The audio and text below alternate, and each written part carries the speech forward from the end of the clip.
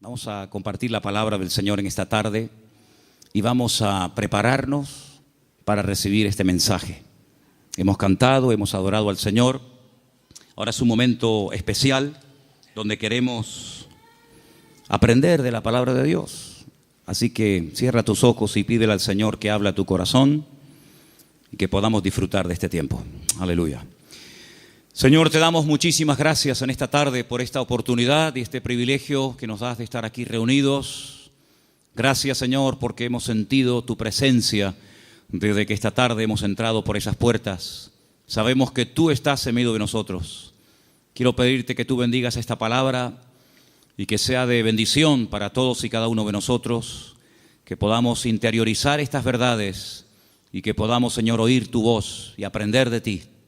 Te lo pedimos en esta tarde con todo el corazón, en el nombre de Jesús. Amén y amén. Quiero llevarles a Juan capítulo 8, después iremos un poquito más adelante. Concretamente quiero leerles el versículo 32.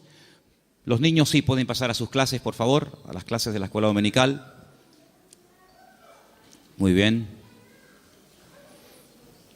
Las maestras de escuela dominical me pidieron que ya comencemos a preparar más salones para los niños, porque gracias al Señor tenemos un problema para meter a más niños. Así que después vamos a tener una reunión a ver dónde metemos a tantos chicos. Juan capítulo 8, verso 32 es un versículo que todos ustedes, si se han fijado, lo tienen ya que saber de memoria, porque justamente lo tenemos aquí arriba. Conoceréis la verdad y la verdad os hará libres. ¿Lo decimos juntos? Conoceréis la verdad y la verdad os hará libres. Nos vamos a San Juan, capítulo 18, del versículo 36 en adelante. Juan 18, 36. Respondió Jesús: mi reino no es de este mundo. Si mi reino fuera de este mundo, mis servidores pelearían para que yo no fuera entregado a los judíos. Pero mi reino no es de este mundo.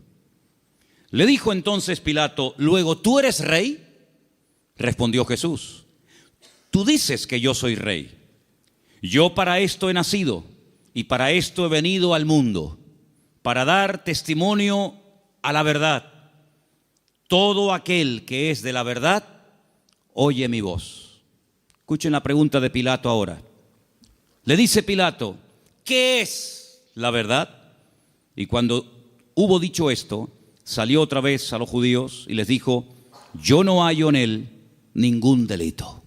Qué pregunta tan interesante. ¿Qué es la verdad? ¿Dónde puedo encontrarla? Una autoridad romana haciéndole semejante pregunta al Señor Jesucristo.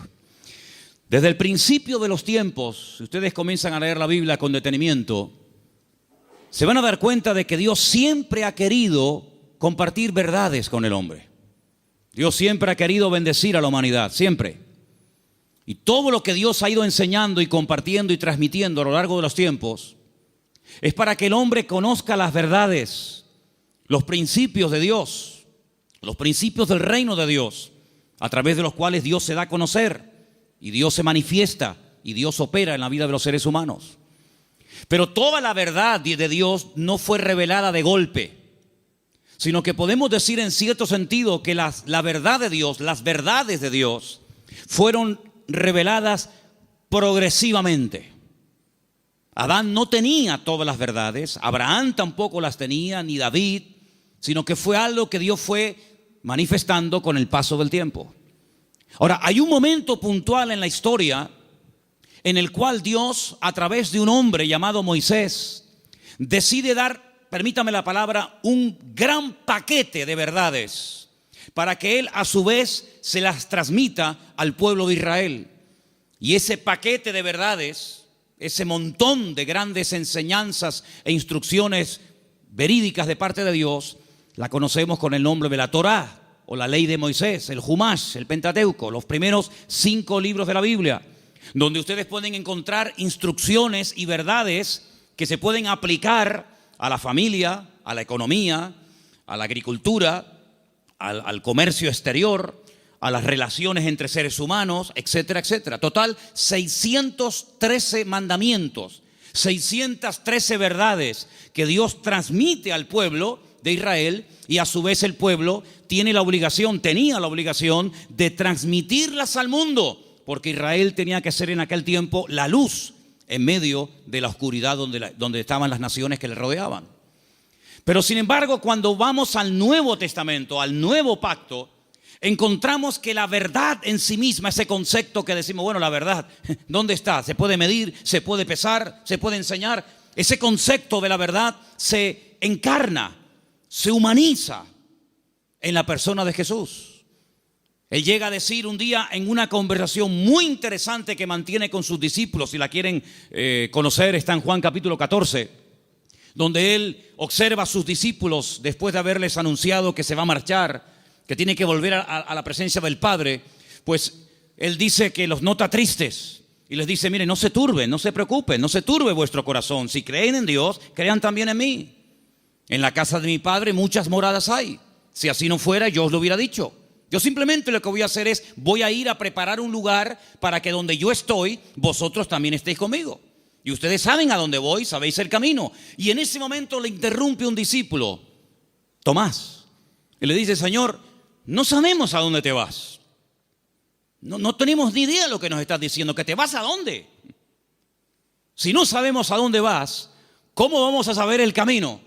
Y es entonces cuando el Señor le responde ese versículo que todo creyente prácticamente sabe de memoria, aunque lleve 3 días leyendo la Biblia, Juan 14:6, que dice, yo soy el camino, yo soy la verdad y yo soy la vida. ¿Cuántos dicen amén? Un versículo realmente extraordinario. Ahora, hay 300, lo tengo aquí apuntado, 317 versículos en toda la Biblia donde aparece la palabra verdad. La palabra verdad aparece en el Antiguo Testamento, aparece en el Nuevo Testamento. Es el deseo de Dios que el hombre conozca la verdad. Y la palabra verdad en hebreo se pronuncia emet. Y vamos a ponerla ahí para que ustedes vean cómo se escribe en hebreo la palabra, porque quiero explicarles rápidamente algo muy interesante acerca de esta palabra. La palabra emet se forma con esas 3 letras. La letra, tienen que leer de izquierda a derecha, ¿sí? La alef, la letra men y la letra tav. La letra alef es la primera del alfabeto hebreo. La letra tav es la última y la letra men es la del centro. Y digamos que se hace como una especie de trípode, ¿verdad? Con esas 3 letras se forma la palabra verdad, y de esa palabra salen múltiples combinaciones de todas palabras relacionadas, entroncadas con la palabra verdad, todas, por cierto, muy interesantes. Ahora, déjenme que les comparta algo acerca de la verdad. Cuando vamos a la palabra de Dios, encontramos que todo lo que uno hace en la vida tiene efectos a corto y a largo plazo. Si tú robas algo de alguien, puede ser que termines en la cárcel porque alguien te denuncia. Si tú golpeas a una persona, puede ser que te denuncie y tengas que presentarte delante de un juez. Si tú compras un coche, puede ser que te salga bueno o te salga malo. Es decir, todo efecto, todo lo que hacemos en la vida puede tener efectos positivos o negativos. Si analizamos fríamente a la luz de la palabra de Dios, ¿qué es lo que produce en el hombre? ¿Qué efectos positivos produce en el hombre la verdad? Es increíble. Lo primero que produce la verdad en la vida de la persona, como leemos aquí arriba, es libertad. Pero claro, uno tiene que decir o preguntarse, ¿libertad de qué? Cuando Jesús pronunció esta famosa frase, conoceréis la verdad y la verdad os hará libres, Él la pronunció en un contexto cultural y social completamente diferente al que tú y yo vivimos hoy en día. Porque aparentemente no existe esclavitud, pero en aquellos tiempos prácticamente el mundo entero, todo lo que era Europa, Asia y el norte de África, estaba dominado y controlado por un imperio terrible que era el Imperio Romano, donde la población romana, los que tenían la ciudadanía romana, era muy pequeña en relación con los que no tenían ciudadanía romana. Había millones y millones de seres humanos que estaban privados de libertad, es decir, eran esclavos. Claro, ya lo dije en una ocasión, no todos los esclavos tenían la misma posición. Había esclavos que tenían una libertad que otros no tenían, pero igualmente eran esclavos. No tenían derecho a paro, ni jubilación, ni vacaciones, ni descanso, nada que ver. Y cuando el Señor, en ese contexto de opresión, en ese contexto de abuso, en ese contexto donde no hay derechos, donde no hay beneficios de ningún tipo, pronuncia la palabra libertad, tuvo que causar un impacto tremendo, porque era el sueño de todo esclavo, poder algún día llegar a ser libre. La libertad que el Señor ofrece en su palabra no está basada en una libertad temporal, no está basada en una libertad que yo he podido comprar con dinero. ¿Se acuerdan ustedes cuando un día fueron a azotar a Pablo? Él dijo: yo soy ciudadano romano. Los ciudadanos romanos tenían derecho a ser juzgados previamente antes de ser condenados. Así que ándate con ojo qué es lo que vas a hacer, porque yo soy ciudadano romano y tú me quieres dar una paliza con el látigo, sabes que no lo puedes hacer. Dice que tuvieron temor. Y el centurión, la persona que lo iba a castigar, le dice: yo con una gran suma de dinero obtuve la ciudadanía. ¿Y tú de dónde tienes la ciudadanía romana? Dice: yo la tengo desde la cuna, porque él fue ciudadano romano desde su nacimiento. Y es interesante notar cómo en la Biblia hubieron personas que se jugaron la vida y se escaparon de la opresión de sus amos porque querían ser libres. Y tenemos una carta en el Nuevo Testamento, que es la famosa carta de Pablo a Filemón, donde él intercede por la vida de un esclavo llamado Onésimo, cuyo nombre significa útil, pero que fue un inútil durante un tiempo y le robó y le defraudó. Y Pablo intercede delante de su amo para que no lo mate. Y le dice: mira, recuerda que tú me debes algunos favores y estoy convencido que por la madurez que creo que tienes, tú vas a hacer mucho más de lo que te estoy pidiendo. Y si algo te ha robado o si en algo te ha defraudado, ponlo a mi cuenta, dice el apóstol Pablo. Y en cierto sentido es como una metáfora, aunque fue un hecho real, es como una metáfora de lo que ha ocurrido en nuestra vida. Porque la Biblia dice que espiritualmente hablando, todos nosotros durante años de nuestra vida fuimos esclavos de nuestras pasiones y deseos, esclavos de complejos, esclavos de ataduras, esclavos en definitiva del pecado. Creíamos que éramos, y en el fondo éramos unos auténticos esclavos, o vivíamos para una sustancia que nos tenía atrapados y anulada completamente nuestra libertad y nuestro libre albedrío. Hasta que dice la Biblia que a través de la sangre de Jesucristo, que venció al diablo y rompió todas las ataduras en la cruz del Calvario, dice que Él compró nuestra libertad a precio de sangre.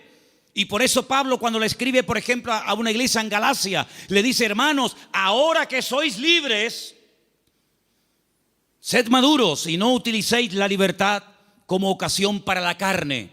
Es decir, no paséis de la libertad al libertinaje, sino que la libertad que Dios os ha dado es para poder escoger y para poder discernir y para poder saber lo que os conviene y lo que no os conviene.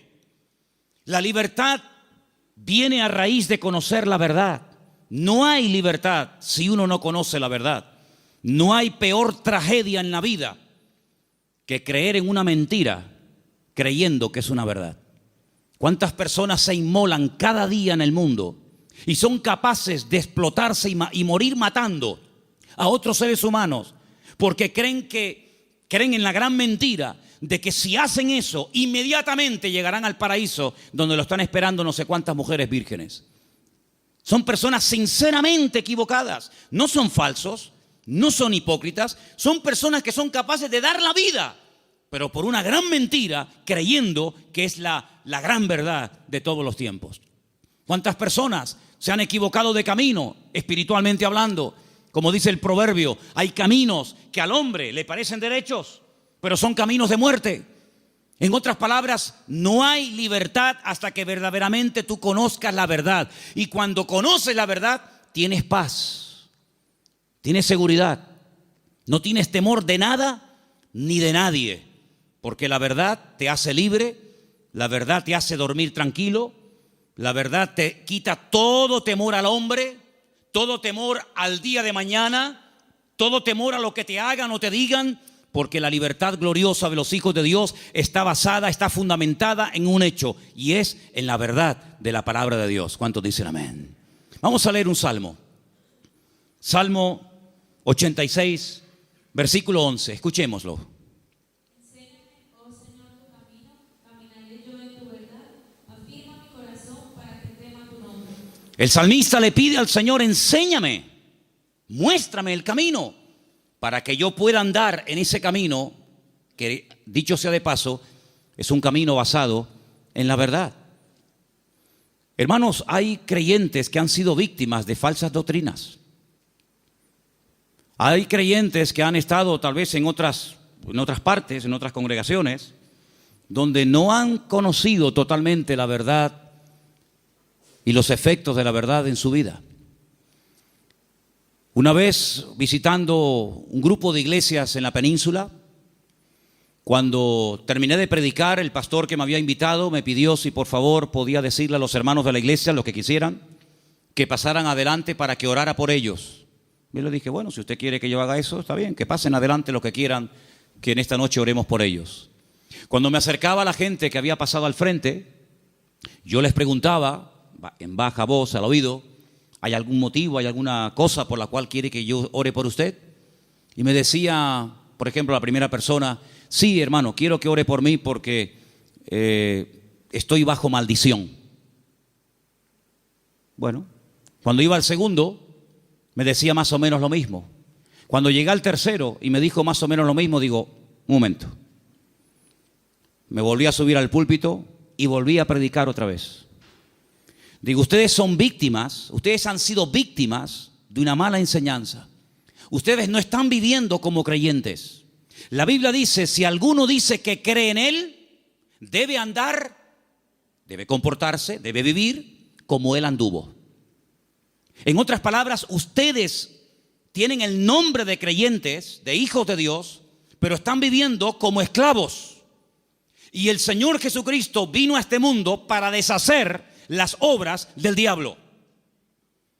Y ustedes no entienden que el Señor Jesucristo, cuando fue clavado en la cruz, cargó, según dice la palabra de Dios, todas y cada una de las posibles maldiciones, y Él se hizo maldición para que nosotros heredásemos bendición.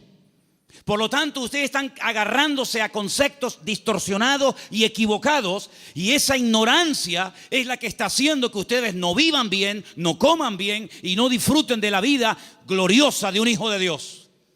Y cuando ellos recibieron esta enseñanza en esa noche y en otros días, ellos comenzaron a darse cuenta de que habían estado atrapados y habían estado esclavizados de mentiras que no sé quién se las enseñó, pero que ellos la abrazaron y la creyeron, interiorizaron esas mentiras, y si la verdad nos hace libre, la mentira nos hace esclavos.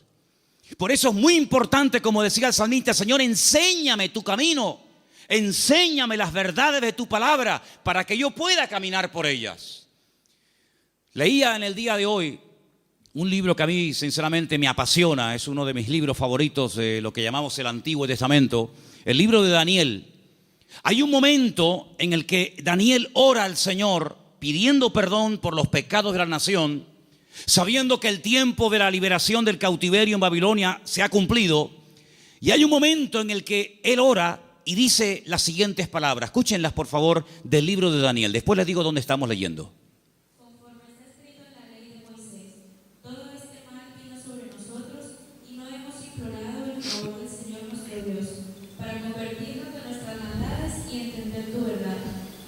Daniel le dice al pueblo: la razón por la que nuestro templo fue destruido, la razón por la que miles de personas perdieron la vida y la ciudad está totalmente convertida en un montón de escombros, es porque no creímos, ni practicamos, ni vivimos según las verdades de Dios. De todos los profetas que había en aquel momento en Jerusalén profetizando, solamente había uno que decía la verdad. Todos los demás le decían a la gente lo que la gente quería oír. Había momentos en los que los profetas llegaban y decían: no tengan ningún temor, la ciudad de Jerusalén es indestructible, es la ciudad del gran rey, donde Él ha depositado y puesto su gloria y su presencia. Por lo tanto, ¿qué nación va a ser capaz de venir a Jerusalén y destruirla y quemar la casa de Dios? Olvídense de eso. Lo que Jeremías os predica es falso, es mentira. La ciudad de Jerusalén nunca va a ser tomada ni destruida por el rey Nabucodonosor. Sin embargo, el profeta Jeremías le decía, la ciudad de Jerusalén sería indestructible y el templo sería inviolable siempre y cuando viviéramos en santidad y viviéramos en orden. Pero no lo estamos haciendo. La ciudad se ha llenado de idolatría. El pueblo se ha corrompido. Hay inmoralidad, hay desorden. Es un caos, es un desorden espiritualmente hablando. Y eso es lo que le está permitiendo al enemigo tomar posesión de nuestra tierra. No crean ustedes, durante 40 años estuvo Jeremías predicando esto. Lo metieron en la cárcel, lo torturaron, quisieron matarlo en varias ocasiones. Incluso él llegó un momento en el que dijo, no voy a predicar más, no voy a hablar más, no sirve de nada. Diga lo que diga, no hacen caso. Pero sin embargo el Señor siempre decía, Jeremías, habla y no calles, habla y no calles. Que nunca diga el pueblo que no hubo voz de Dios en medio de Jerusalén. Él les decía, arrepiéntanse, conviértanse al Señor, corrijan sus malos caminos, vuelvan a la senda antigua. Y si no lo quieren hacer, hermanos, les daba el plan B, ríndanse al enemigo. Claro, decirles que se rindieran al enemigo, pero este hombre es un traidor. Este hombre lo que se ha pasado es al enemigo y lo que quiere es que le abramos las puertas de la ciudad al enemigo. Pero Jeremías le decía, es que hay dos opciones, queridos. O se arrepienten y piden perdón al Señor y Dios cambia la ciudad, pero como no lo vais a hacer, la ciudad va a ser tomada. Entonces, antes de perder la vida y pelear por una batalla que ya está perdida de antemano, ríndanse, acepten la evidencia y el Señor les perdonará la vida. Hermanos, ni una cosa ni otra. La ciudad fue destruida, todos lo sabéis. El templo fue quemado, los tesoros del templo fueron llevados a Babilonia. Miles de personas fueron deportadas, entre ellos, uno de ellos era Daniel. Y cuando pasan los años, él le dice al pueblo, hermanos, ¿no os dais cuenta que por no haber creído y practicado la verdad, nos ha pasado lo que nos ha pasado? Hermanos queridos, creer en mentiras, interiorizar mentiras, practicar mentiras, tiene consecuencias a corto y a largo plazo, todas y cada una de ellas destructivas. Si tú crees que eres un inútil, tú vas a vivir creyéndote que tú eres un inútil. ¿Quién te lo dijo? ¿Tu marido? ¿Papá? ¿El profesor? Y tú te has creído esa gran mentira, porque Dios no ha creado seres inútiles. Dios ha creado al hombre a su imagen y semejanza. Es el hombre el que se deteriora, el que se autodestruye a sí mismo. Pero Dios creó al hombre como la corona de la creación. Dios delegó en el hombre responsabilidades que no delegó en animales. Y Dios creó el mundo para el hombre, no el hombre para el mundo. Pero lamentablemente el hombre prefiere creer en mentiras en vez de creer en verdades. Y por eso muchas veces es un auténtico esclavo de su ignorancia, de sus errores y de sus mentiras. Pero la libertad gloriosa de los hijos de Dios viene única y exclusivamente cuando experimentamos la verdad en nuestras vidas. He preparado una pequeña selección de versículos. Vamos a leerlos, por favor. Algunos de ellos están en Proverbios.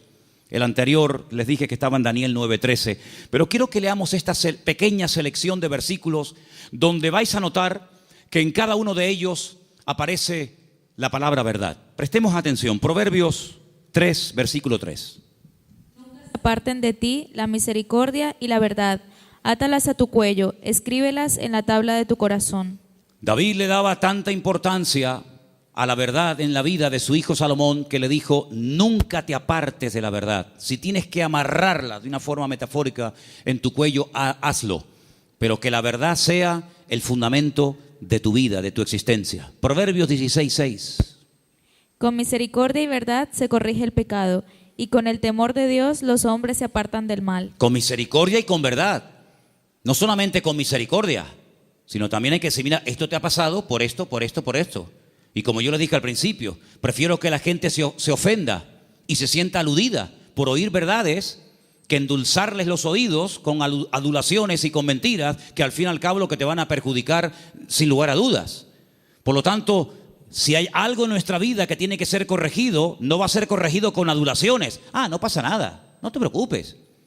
No, es que le acabo de pegar una paliza a mi mujer. No pasa nada, seguramente se lo merecía. ¿Cómo? ¿Qué dices? No, es que acabo de robar en la tienda. Bueno, seguramente no tenías para comer y claro, lógicamente tenías que robar. No. Las iglesias, por lo menos esta, no se abrió en su día para decirle a la gente lo que en el fondo le gustaría oír. Esta iglesia se abrió y se mantendrá abierta hasta que Dios quiera para predicar verdades, aunque duelan, aunque sean contrarias a lo que dice el mundo. Pero la verdad te hará libre, y lo que queremos es que la gente que venga aquí sean libres de sus ataduras, de sus complejos y de cualquier otra historia que les esté haciendo daño. Por lo tanto, la verdad es la que va a corregir nuestra vida. Ahora, si tú buscas la verdad, dijo Séneca, corres el riesgo de encontrarla. Si buscas la verdad, puede ser que la encuentres y tendrás que hacer un ajuste entre tu creencia, entre tu doctrina, tu opinión personal y la verdad revelada de Dios. ¿Estás dispuesto a adaptarte a la verdad de Dios? Sigamos. Proverbios 28:20. El hombre de verdad tendrá muchas bendiciones, mas el que se apresura a enriquecerse no será sin culpa. Ese versículo es buenísimo. ¿Lo oíste? El hombre de verdad tendrá muchas, ¿qué? Bendiciones. ¿Quieres ser un hombre bendecido? ¿Cuántos quieren ser un hombre bendecido? Pues tienes que creer, interiorizar y practicar muchas verdades. Y cada una de ellas traerá una bendición para tu vida, sin lugar a dudas. Nos vamos a la carta de Pablo a los Gálatas, capítulo 2, verso 14. Y dice así: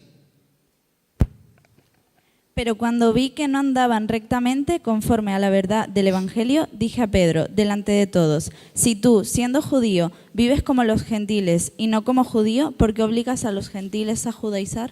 Pedro pasó un tiempo con el apóstol Pablo y se comportaba de una forma, y cuando vinieron judíos desde Jerusalén se comportaba de otra. Y Pablo observó que delante de unas personas se comportaba de una manera, y cuando esas personas no estaban, se comportaba de otra. Y Pablo dijo: no estás actuando conforme a la verdad. El creyente es igual dentro de la iglesia que fuera. Es igual en lo privado que en lo público. Por la mañana o por la noche, da igual. No es que es un disfraz que me pongo para venir aquí y pongo cara de santurrón y de bueno y luego en la calle soy un demonio, en mi casa. No. Pablo dijo: no andáis rectamente conforme a la verdad. Y lo corrigió, porque acabamos de leer que el pecado, lo deficiente, lo incorrecto, ¿cómo se corrige? Con misericordia, pero también con verdad. Seguimos en Gálatas, capítulo 3, verso 1, y dice: Oh Gálatas insensatos, ¿quién os fascinó para no obedecer a la verdad? A vosotros ante cuyos ojos Jesucristo fue ya presentado claramente entre vosotros como crucificado. Hay un momento en el que entran en la congregación personas que comienzan a enseñar cosas diferentes a las que aprendieron a través del apóstol Pablo, fundador de la iglesia. Le llega la noticia al apóstol Pablo y les escribe una carta y les dice: pero ¿por qué no estáis obedeciendo a la verdad? Luego, la verdad no es simplemente para decir estoy de acuerdo con ella, sino es para obedecerla. Es decir, por eso dije antes, no me diga amén y después hace otra cosa, porque el daño se lo va a hacer usted. A mí no me va a producir ningún daño el que usted diga a una cosa que yo predico amén y que luego no la practique. A mí no me va a perjudicar lo más mínimo. Pero cuando usted le manda al cerebro una orden, cuando el cerebro con su boca oye una cosa, usted con su boca dice una cosa, pero luego hace otra, está demostrado científicamente, créame esto, hermano. Cuando usted con sus palabras dice una cosa, pero hace otra, usted está enfermando su mente. ¿Qué le parece? Últimamente se han hecho experimentos en este sentido. Y se han preguntado muchos médicos y muchos doctores y muchos científicos: ¿cómo es posible que haya gente que aparentemente le tiene que ir bien en la vida, que tienen buenos trabajos, buenos coches, buena ropa, buena casa, etcétera, etcétera, y están como perturbados, están como hay un conflicto en su mente? Y llegaron a la conclusión de que cuando una persona con la boca dice una cosa, pero luego hace otra, está envenenando su cerebro. Así que mejor es estar con la boca cerrada que decir estoy de acuerdo, amén, voy a hacer esto, y luego estás haciendo todo lo contrario, te estás perjudicando. Así es que el apóstol Pablo dice, ¿por qué no estáis obedeciendo a la verdad? Porque la verdad no es para que digáis, ay, qué bonita. La verdad es para obedecerla. Y cuando se interioriza y se obedece a la verdad, automáticamente trae el fruto de paz, de seguridad, de libertad, etcétera, etcétera. Vamos a 2 de Timoteo 2:15. Otro texto, por cierto, muy interesante, que dice así. Procura con diligencia presentarte a Dios aprobado, como obrero que no tiene de qué avergonzarse, que usa bien la palabra de verdad. Que usa bien. Hay gente que conoce la palabra, pero la tergiversan, la manipulan, quitan parte del versículo o añaden cosas que no dice la Escritura. Y tú dices, oye, ¿cómo saben esta gente la palabra? ¿Cómo la conocen? No, la manipulan. Y uno de los peores pecados que podemos hacer es amañar, manipular la Escritura para enseñar medias verdades. Yo dije en una ocasión, y lo vuelvo a repetir hoy, que cuando en la vida de un creyente viene una enseñanza, un mensaje que está basado en mentiras, automáticamente la persona, por la experiencia, por el discernimiento espiritual o por el conocimiento, aunque sea mínimo, de la Escritura, automáticamente lo descarta, porque dice, eso no es verdad, eso es mentira. Si una persona viene y te da un mensaje basado puramente en la verdad, todo es verdad desde el principio hasta el final, no hay ningún problema, no hay que cuestionar nada porque reconoces que es la verdad. El problema está cuando se mezclan verdades con mentiras. Y hay que tener mucho discernimiento espiritual, mucha experiencia y mucho conocimiento de la palabra para saber dónde cortar, dónde separar la verdad de la mentira. Hermanos, el Señor Jesucristo dijo una vez a los discípulos y por lo tanto a todos y a cada uno de nosotros en el día de hoy: os conviene que yo me vaya, porque si yo no me fuese, el Consolador no vendría. Pero si yo me voy, yo le rogaré a mi Padre para que os envíe el Consolador para que esté con vosotros para siempre. Es decir, que lo que ustedes pueden entender que es una desgracia y una tragedia, va a ser un beneficio para vosotros. Porque si yo no me voy, ninguno de vosotros podría tener el espíritu que yo he tenido durante estos años de mi vida. Pero yo lo enviaré, yo le rogaré al Padre para que os envíe al Consolador y esté con vosotros para siempre. Y dice, Él tomará de lo mío y Él os lo hará saber. Número 2, Él os recordará todas las cosas que yo os he enseñado. Número 3, Él convencerá al mundo de pecado, de justicia y de juicio. Y dice algo muy interesante y lo he dejado para el final. Y Él os guiará a toda la verdad. ¿Cuántos dicen amén? La verdad no es una lotería que unos la descubrieron y otros tantos nunca supieron cuál era. La verdad tiene nombre y se humanó y se encarnó en la figura de nuestro Señor Jesucristo. Por eso Él declaró categóricamente: yo soy el camino, la verdad y la vida. Pero el versículo no termina ahí. El versículo añade la siguiente frase: y nadie va a ir al Padre sino solamente a través de mí. ¿Cuántos dicen amén? Jesús no es una verdad. Bueno, hubieron muchas verdades y Jesús vino a enseñar otra gran verdad. No, Jesús es la verdad, con mayúscula y subrayado. No hay 1000 verdades y cada uno escoge la suya. No, Señor. Hay una verdad revelada en la palabra, manifestada en la persona de Jesucristo. Y si prestaron ustedes atención a la lectura que esta tarde se leía, hay un momento en el que en el discurso de Pablo, que se leyó esta tarde en el Areópago en Grecia, él dijo, hay un momento en el que Dios pasó por alto la ignorancia de las naciones. Pero Dios ha establecido que a través de su Hijo, el que a Él ha escogido, algún día, cuando Él lo tenga determinado, juzgará a todas las naciones de la tierra, y por aquel varón que Él levantó y constituyó, juzgará a todas las naciones de la tierra. Es decir, hay un momento en el que pudimos ser ignorantes, pero ya no somos ignorantes, ni queremos seguir siendo ignorantes. Amén, hermanos. Ahora queremos aprender las verdades. Y puede ser que cuando descubramos ciertas y determinadas verdades, nos demos cuenta, como a mí me pasó, que los hombres me engañaron. Porque los hombres me enseñaron cosas que no eran verdades, pero me las enseñaron como si fueran verdades. Y yo las creí. Y por eso no podía vivir una vida de libertad, de paz, de victoria, de bendición. Porque la mentira, la ignorancia no es la respuesta. La respuesta y lo que Dios quiere para la vida de todos y cada uno de nosotros es que conozcamos la verdad. Y la verdad se puede conocer y experimentar y vivir, y es la persona de Jesucristo. ¿Cuántos dicen amén? Quiero que leamos un versículo más. Isaías 26:2. Porque ahí la palabra verdad, emet, aparece en plural y me llamó mucho la atención. Y quiero que escuchen este texto, por favor. Isaías 26:2. Abrid las puertas y entrará la gente justa, guardadora de verdades. Guardadora de verdades. Isaías 26:2. Emet es verdad, emunim es verdades. Hay una gran verdad que Dios reveló a través de Jesús, y es que el hombre es pecador. Por más que intente, no puede tener comunión con un Dios santo. Pero Dios envió a su Hijo unigénito al mundo para que todo aquel que crea en Él no se pierda, mas tenga vida eterna. Esa es la gran verdad.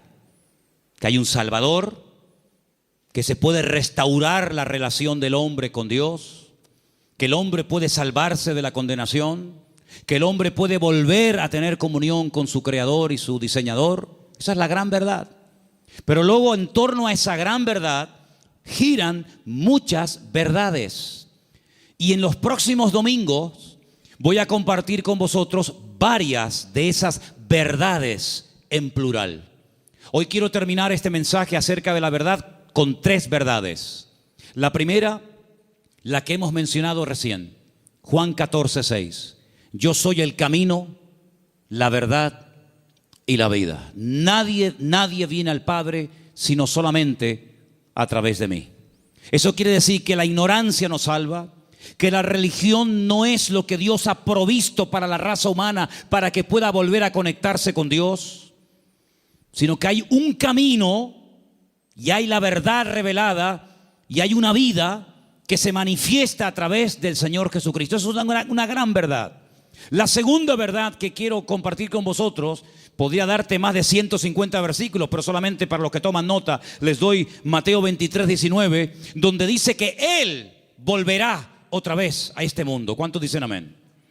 Algunos dirán, ¿Jesucristo volverá otra vez aquí? ¿Sí? ¿No lo sabías? No, yo tenía pensado que Jesucristo ya nació y murió y bueno, dicen que resucitó y ascendió a la gloria, a la diestra de Dios Padre, pero no había oído que volverá. Bueno, pues si no lo has oído no es problema mío. Pero la Biblia dice en más de 150 ocasiones que Él volverá. Y en esta ocasión no pasará desapercibida su venida, como pasó en la primera venida, que había nacido en un pequeño pueblo de Judea, en el sur de Israel, llamado Betlehem, la casa del pan o Belén.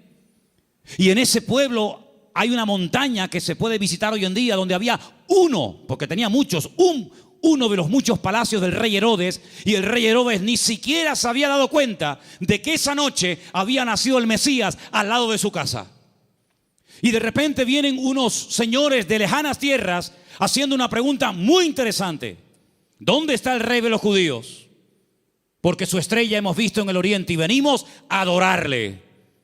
Y le están hablando a un rey, pero que realmente es un títere. No es el verdadero rey, no es de la línea genealógica de la casa de David, de la tribu de Judá. Es un rey que han puesto los romanos. Es un muñeco de quita y pon. Y por eso ellos se atreven a preguntarle al rey, entre comillas, de los judíos, ¿dónde está el rey de los judíos? Porque venimos a adorarle. Y ustedes ven que esos hombres, me da igual si eran 3, 20 o 40, no se postraron ante Herodes y lo adoraron y le abrieron sus tesoros, porque ellos sabían que ese no era. Y Herodes no lo sabía. Y tiene que mandar a llamar a los escribas y fariseos, los que estudiaban la Escritura y hacían las copias de la Escritura, para preguntarle, oye, ¿qué dice la Biblia acerca del Mesías? ¿Dónde tiene que nacer? Ya en aquel tiempo ya se había escrito dónde había que nacer. Si se lo hubieran preguntado no sé, por ejemplo, a Abraham o a cualquier otro personaje, no te hubiera dado respuesta. Pero en aquel momento ya estaba escrito en el libro del profeta Miqueas que Jesús, que el Mesías, Yeshua, tenía que nacer en Belén de Judea. Eso es una gran verdad. Pero una gran verdad también es que Él mismo dijo, me voy, pero volveré otra vez. Y la Biblia dice que tenemos que estar velando y orando porque no sabemos ni el día ni la hora, pero que volverá, volverá. Y cuando vuelva, todo ojo le verá, toda rodilla se doblará y todo el mundo se pondrá de rodillas y confesará que Él es el Señor para gloria de Dios Padre. Y no será algo que dice, bueno, ¿habrá venido? ¿No habrá venido? ¿Dónde está? Hermanos, será algo que va a tener un impacto a nivel mundial. Probablemente para algunos esto les suene a chino, esto les suene a algo como ciencia ficción, pero esto no es un cuento ni un mito, esto es palabra de Dios. Jesucristo viene y viene muy pronto. ¿Cuántos dicen amén? Y esa es una de las grandes verdades que no tenemos que olvidar. Y hermanos, estamos más cerca que nunca de la venida del Señor. Y hay cientos de señales y cientos de información, de datos que nos indican cuánto tiempo falta para venir. Y uno que se menciona muy poco, prácticamente nadie lo menciona, pero yo quiero mencionarlo esta tarde, es que dice el Señor que antes de que Él venga, vendría un tiempo de prueba a todas las naciones de la tierra. Pero también dice la promesa, pero si ustedes guardan mi palabra y no niegan mi nombre, yo les guardaré de la hora de prueba que ha de venir sobre todos los habitantes de la tierra. Y estamos viendo naciones tremendamente ricas que están en la más absoluta miseria.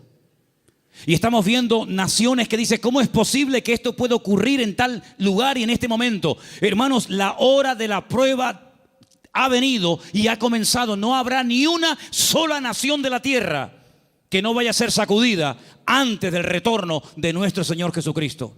Algunos miran a Estados Unidos como si fuera el paraíso terrenal. Antes de ayer me llamó un hermano de Estados Unidos, el hermano Adán. ¿Está ahora ahí? ¿Nos está viendo Adán? Ahora no. El hermano Adán es un hermano del Salvador que vive en California. Y de vez en cuando me llama y hablamos y me dice, si por casualidad gana el señor Trump en Estados Unidos, él ha dicho que no solamente tiene intención de echar a patadas a todos los latinos de Estados Unidos, sino a los hijos nacidos en territorio americano de padres latinos. Ahora resulta que se jugaron la vida muchos hermanos y personas veían a Estados Unidos como decir, no, vámonos para allá y mira tú por dónde, que a lo mejor, no lo sé, dentro de un año a todos los latinos los meten en un barco y los echan cada uno a su tierra. Y entonces yo le diré a más de uno,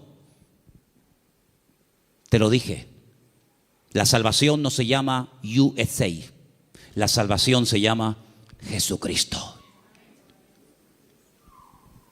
Me escriben todos los días de Venezuela, todos los días me mandan correos pidiéndome ayuda, pidiéndome auxilio, que quieren salir por la frontera de Colombia, que quieren salir por no sé qué sitio.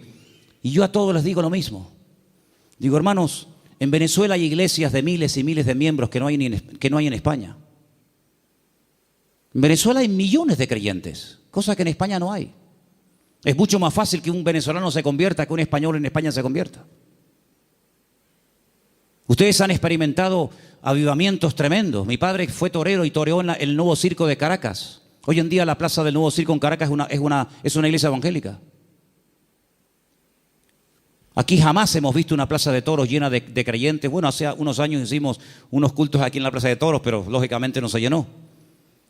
Pero siempre le digo a todo el mundo, Dios, ¿dónde es más poderoso? ¿Dónde Dios tiene más poder? ¿Dónde Dios actúa más poderosamente? ¿Dónde es más grande? ¿En Corea? ¿Donde está la iglesia más grande del mundo? Más de 1,5 millones de habitantes, de miembros. ¿En Estados Unidos? ¿En Europa? ¿En Brasil? ¿Dónde ¿Dónde Dios es más grande? En todas partes, hermano. ¿Sí o no? En todas partes nuestro Dios es grande. La Biblia dice, entra en tu aposento y tu Padre que te ve en lo secreto te recompensará en público. Eso lo dice la Biblia. Y se lo dice al español, al latino, al americano, al japonés, al chino y a todo el mundo. No nos podemos mover de un lugar a otro a menos que Dios nos diga, muévase. Abraham se fue a Egipto cuando había crisis económica en Canaán. Y él se fue a Egipto a buscar trabajo, a buscar comida, comida para los animales y para su familia, a buscar agua para sus ovejas. Y cuando años más tarde su hijo Isaac lo quiere hacer, Dios lo para y le dice, no se mueva usted de aquí. Pero Señor, no hay agua para mis ovejas, se me van a morir todas. No hay comida, no hay nada. ¿Dónde vivía Isaac en aquel momento, hermanos? En Beer-sheba, en la ciudad del Negev, en el sur de Israel. Un calor terrible, arena y nada más que arena. En Egipto siempre había agua, siempre había posibilidades, siempre había comida, siempre había de todo. Y el Señor le dice a Isaac, este año tienes que sembrar tu semilla en medio del desierto. Yo no sé si hay aquí algún agricultor, alguien que entienda de campo, pero si usted siembra semillas en el desierto, me da la impresión de que no va a cosechar una buena cosecha. No sé, me da la impresión de que no. Pues dice la Biblia que al año siguiente, cuando llegó el tiempo de la cosecha, Isaac cosechó a 100 por 1. Es decir, siembro una semilla y recojo 100 por cada una que he sembrado. Una desproporción increíble. Los filisteos vinieron y le dijeron, queremos hacer un pacto contigo. Y le dice Isaac, ¿ahora quieren hacer un pacto conmigo? Primero me echan, me amargan la vida y ahora quieren hacer un pacto conmigo. Pero es que la bendición de Dios siempre despierta envidia. Y los filisteos se dieron cuenta de que los pozos que él había heredado de su padre, estos por un acto de maldad le tiraban tierra y piedras y lo querían taponar, pero sin embargo abrían otro lugar y descubría agua y en otro y en otro. Y era imposible frenar y era imposible impedir que la bendición de Dios estuviera con Isaac. Y por eso ellos tienen que reconocer que este hombre tiene que tener la bendición de Dios, porque no es normal, es antinatural que un hombre siembre semillas en el desierto y tenga más cosecha que nosotros que hemos sembrado en buena tierra. Esto no es normal, esto no tiene lógica ninguna. Es que las cosas de Dios muchas veces no tienen lógica, es cuestión de fe, porque andamos por fe y no por vista. ¿Cuántos dicen amén? Entonces, hermanos, la gran verdad de todo esto, ¿cuál es? Busquen a Dios. Busquen a Dios donde quiera que se encuentren. Me da igual si es en Egipto, me da igual si es en Venezuela, me da igual si es en África, me da igual. Nosotros hemos ido a África unas cuantas veces, Armando lo sabe, y Luis también, que vino conmigo. Y hemos visto hermanos en África que tal vez materialmente no tienen ni la 10ª parte de lo que tú y yo tenemos hoy por hoy, pero la bendición que esa gente tiene en el Señor, jamás en mi vida la he visto en este país, a pesar de que somos del primer mundo. Porque muchas veces confundimos el tener con ser. Y parece que cuando uno tiene, pues bueno, pues estoy bendecido. Yo les prediqué hace poco acerca del Salmo 37 y les dije, hay 2 tipos de prosperidad en la Biblia. Una visible, que es la que nos llama la atención, y otra que no se ve, pero que muchas veces es la genuina.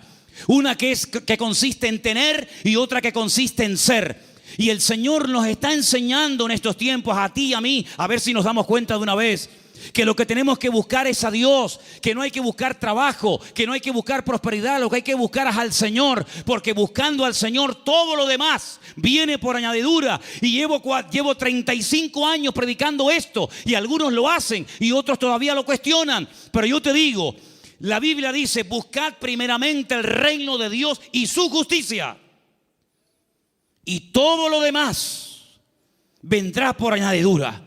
Y uno dice, bueno, y si yo quiero estudiar y saber qué es todo lo demás, el mismo pasaje te lo dice. Jesús se para con sus discípulos y dice, vamos a ver, la gente del mundo, ¿qué busca sinceramente? La gente que no se congrega, ¿qué es lo que buscan? Bueno, pues buscan un buen trabajo para tener una buena casa, un buen coche si puede ser, buena ropa, poder viajar y tener vacaciones, y si me puedo comprar el ordenador de último modelo me lo compro, y si puedo. Esa es la meta de la gente del mundo, tener cosas a través de su esfuerzo de trabajo. Muy bien. Dice, pero vosotros no podéis vivir así. Ustedes lo que tienen que hacer es no preocuparse por qué voy a comer mañana. No preocuparse por lo que me voy a poner mañana de ropa. Ese estilo de vida es el estilo de vida de los gentiles, de los que no me conocen a mí. ¿Es que acaso ustedes no se dan cuenta que los pájaros no siembran ni guardan en graneros? ¿Y vuestro Padre Celestial los alimenta? ¿No os habéis dado cuenta de eso? Todo lo que Dios pone a nuestro alrededor es una enseñanza objetiva. Si no lo ves a Dios en el amanecer, lo ves en el atardecer. Si no en la luna llena o en la luna menguante. O lo ves en el canto del pájaro, en la ola. O en todas partes puedes ver a Dios si lo quieres ver. Si no lo quieres ver, no lo vas a ver a medio centímetro de tu cuerpo. Por lo tanto, el Señor dice, mire, los árboles, los pájaros no siembran ni ciegan y Dios los alimenta. ¿Cuánto más a vosotros, hombres de poca fe? ¿Qué reprimenda les está echando el Señor? ¿Qué te crees? ¿Que por trabajar más vas a ganar más? Tú vas a ganar lo que Dios quiere que ganes. Ni un centavo más, ni un centavo menos. Ya es tiempo de dejarle a Dios que organice nuestro tiempo, que organice nuestro presente, que organice nuestro futuro. Es tiempo de que te comportes como un cristiano. Y un cristiano depende del Señor absolutamente para todo. Desde el aire que respira, desde el agua que toma, de la comida que come, absolutamente para todo. Para que Dios sea glorificado en cada una de las cosas. Esa es la vida que Cristo nos enseña. Y por eso muchas veces me han preguntado, Manolo, ¿por qué en la Biblia se veía tantos milagros con los cristianos? Y hoy en día apenas se ven milagros. Digo, claro, es lógico, hermano. ¿Cómo eran los cristianos del siglo I? Abnegados. Lo primero era la obra de Dios. Dice el libro de los Hechos. Yo no lo he escrito, por eso tengo toda la libertad del mundo para decir esto. Porque si yo lo hubiera escrito, parece que como que estoy defendiendo mis argumentos. Y yo estoy aquí arriba esta tarde defendiendo los argumentos de la palabra de Dios, no los míos. Y dice la Biblia que en la iglesia primitiva no había necesitados. No había hermanos con necesidad económica, ni uno. ¿Y qué hacían? ¿Qué hacían? ¿Cómo se lo montaba esa gente? Dice que los que tenían propiedades las vendían. Lo ponían el precio de lo vendido a los pies de los apóstoles. Y se repartía a todos según la necesidad que hubiera. Yo nunca he visto eso. Yo jamás en mi vida he visto eso. Que la gente se desprenda de su patrimonio para ayudar a hermanos que no tienen para comer o para pagar la luz. Yo nunca en mi vida he visto eso. Por eso en la iglesia primitiva se veían cosas que hoy en día no se ven. Dios no ha cambiado. El Evangelio no ha cambiado. Las verdades de Dios son inmutables. Pero he guardado para el final un versículo que fue el versículo que yo utilicé el día 31 de mayo de 1981, cuando a las 6 de la tarde en la calle Galileo 40 en Las Palmas de Gran Canaria yo me graduaba después de 3 años en el seminario. Este fue el texto que yo usé esa tarde cuando yo predicaba y se encuentra en Números 23, 19. Quiero que me lo pongas ahí para que lo leamos todos juntos. Ese fue el texto del primer mensaje que yo prediqué cuando me gradué de aquel seminario. Y al día siguiente, en junio, ya estaba aquí viviendo en Tenerife con 19 años de edad. Ya ha llovido algo. Dios no es hombre para que mienta, ni hijo de hombre para que se arrepienta. Él dijo y no hará, habló y no ejecutará. Quiero oírles, hermanos, léalo conmigo. Dios no es hombre para que mienta, ni hijo de hombre para que se arrepienta. Él dijo y no hará, habló y no ejecutará. Números 23, 19. Hay algo que Dios no puede hacer. ¿Saben lo que es? Mentir. Dios no puede mentir, porque Dios es veraz. No puede decir mentiras. ¿Tú dices mentiras? ¿Has dicho mentiras? Claro que sí, y yo también. Pero Dios no puede mentir. ¿Sabes la seguridad que nos da a nosotros hoy en el siglo XXI? Saber que el Dios que tenemos no miente. Es impresionante. Eso quiere decir que si Él dijo en su palabra que estará conmigo todos los días, estará conmigo todos los días.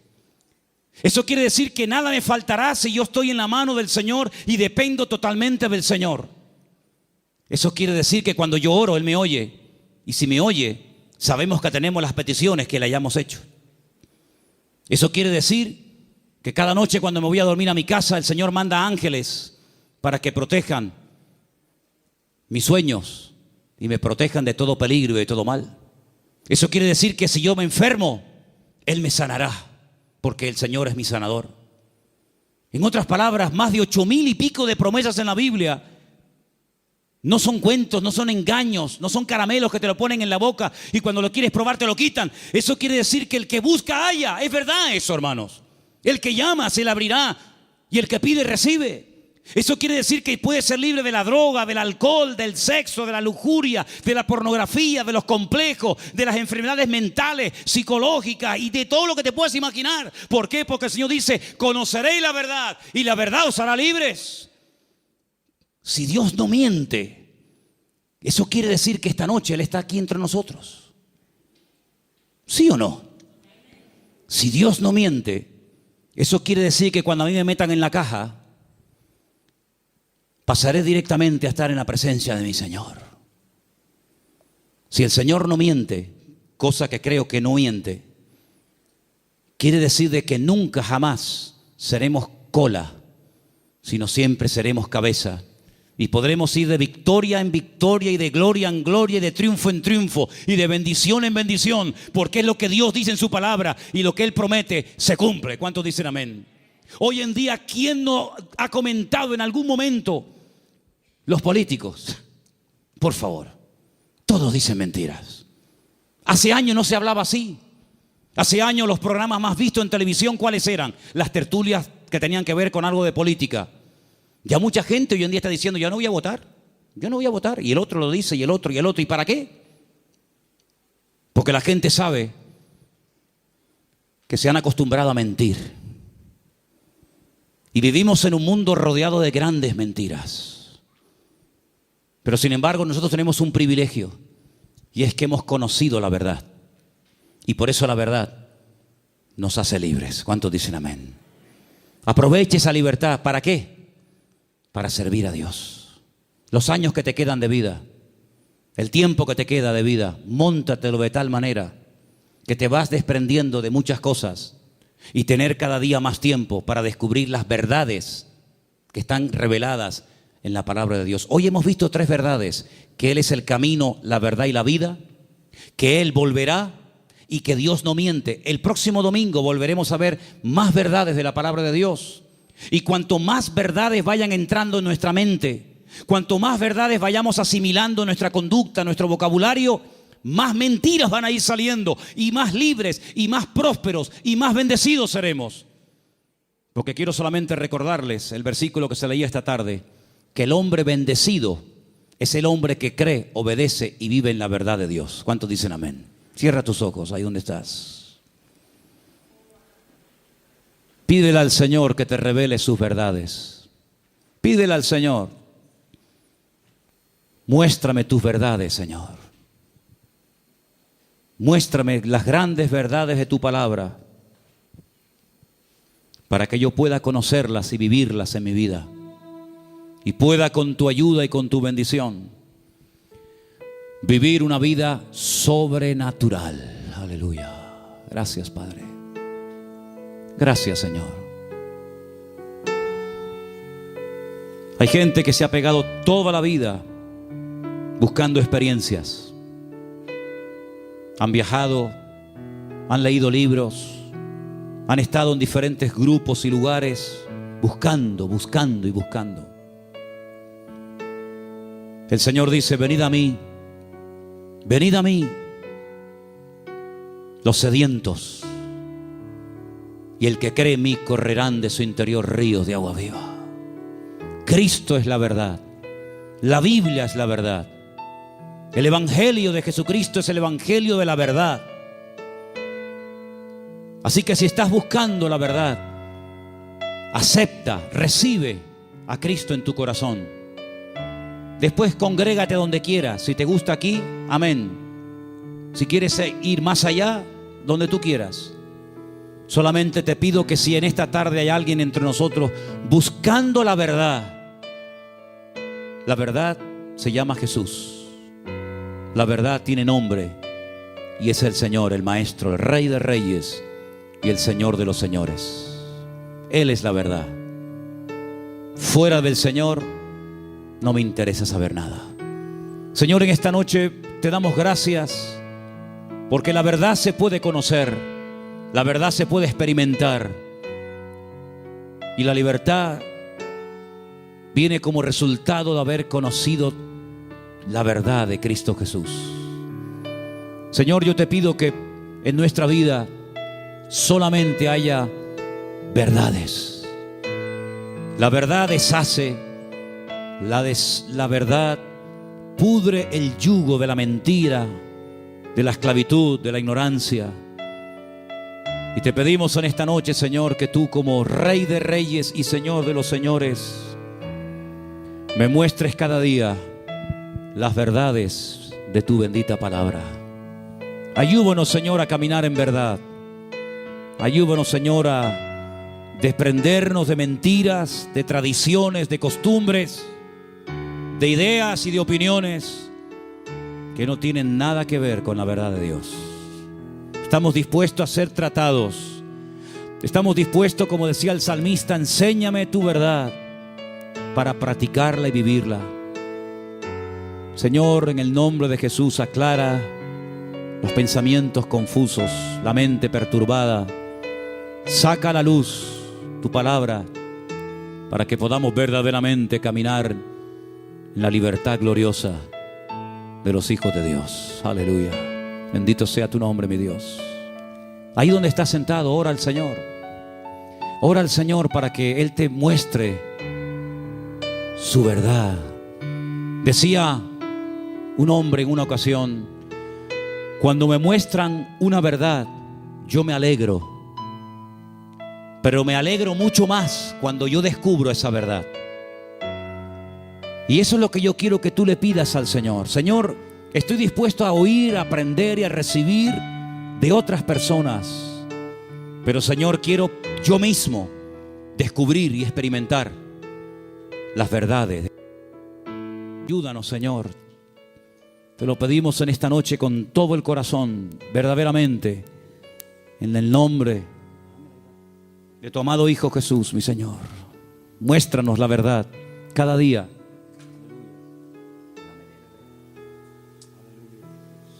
Te adoramos en esta tarde, Señor. Quiero que ores por la persona que está a tu lado. Si es conocido, tu marido, tu esposa, un hermano, no sé. Tómalo por la mano. Quiero que hagas una oración por él. Bendícelo. Hola. Abrí la guitarra del canal de Manolo. El canal de Manolo y pon el efecto. Bendice a tu hermano. Bendice a esa familia, a ese hermano, a esa hija, a ese padre.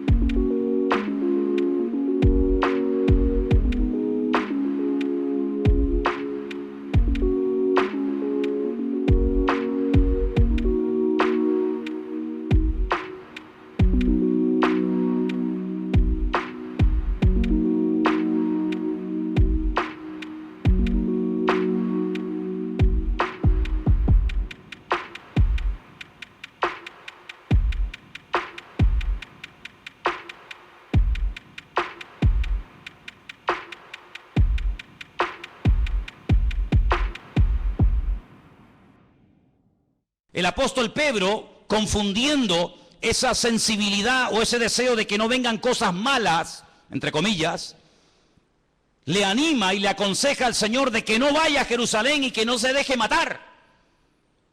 Y él piensa que está haciendo algo bueno, diciéndole, no subas, Señor. ¿Por qué te tienes que ir a Jerusalén a exponerte a la muerte? Y el Señor Jesucristo dice que lo reprendió. Y es a la única persona que el Señor le dice en esta tierra, apártate de mí, Satanás, porque no pones la mira en lo de arriba, sino en lo de abajo.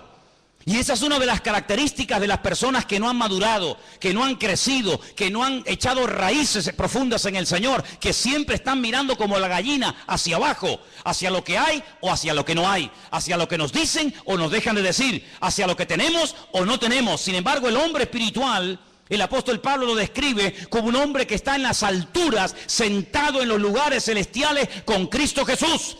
Y no mira de abajo hacia arriba, sino de arriba hacia abajo. Eso fue lo que el Señor le enseñó a Abraham. Cuando le decía sal y mira, ese término sal y mira significa mirar de arriba hacia abajo. Y eso es lo que el Señor quiere que tengamos en nuestra vida, una visión distinta, una visión diferente, una interpretación diferente de las circunstancias que nos están rodeando. Que nos demos cuenta de que detrás de a veces de alguna ley que se aprueba o que no se aprueba, detrás de ciertas y determinadas circunstancias o situaciones, no es el hombre el que está actuando independientemente, sino que estamos en lucha contra principados, contra potestades, contra gobernadores de las tinieblas, contra huestes espirituales de maldad en las regiones celestes. Que no hay una persona más favorita para el diablo que un político dejarse utilizar por las manos del diablo. Porque una persona con autoridad política o económica puede llevar a un país a un nivel de bendición y de prosperidad sin precedentes en la historia. Pero una persona que se deje utilizar por el diablo puede llevar a un país a la ruina.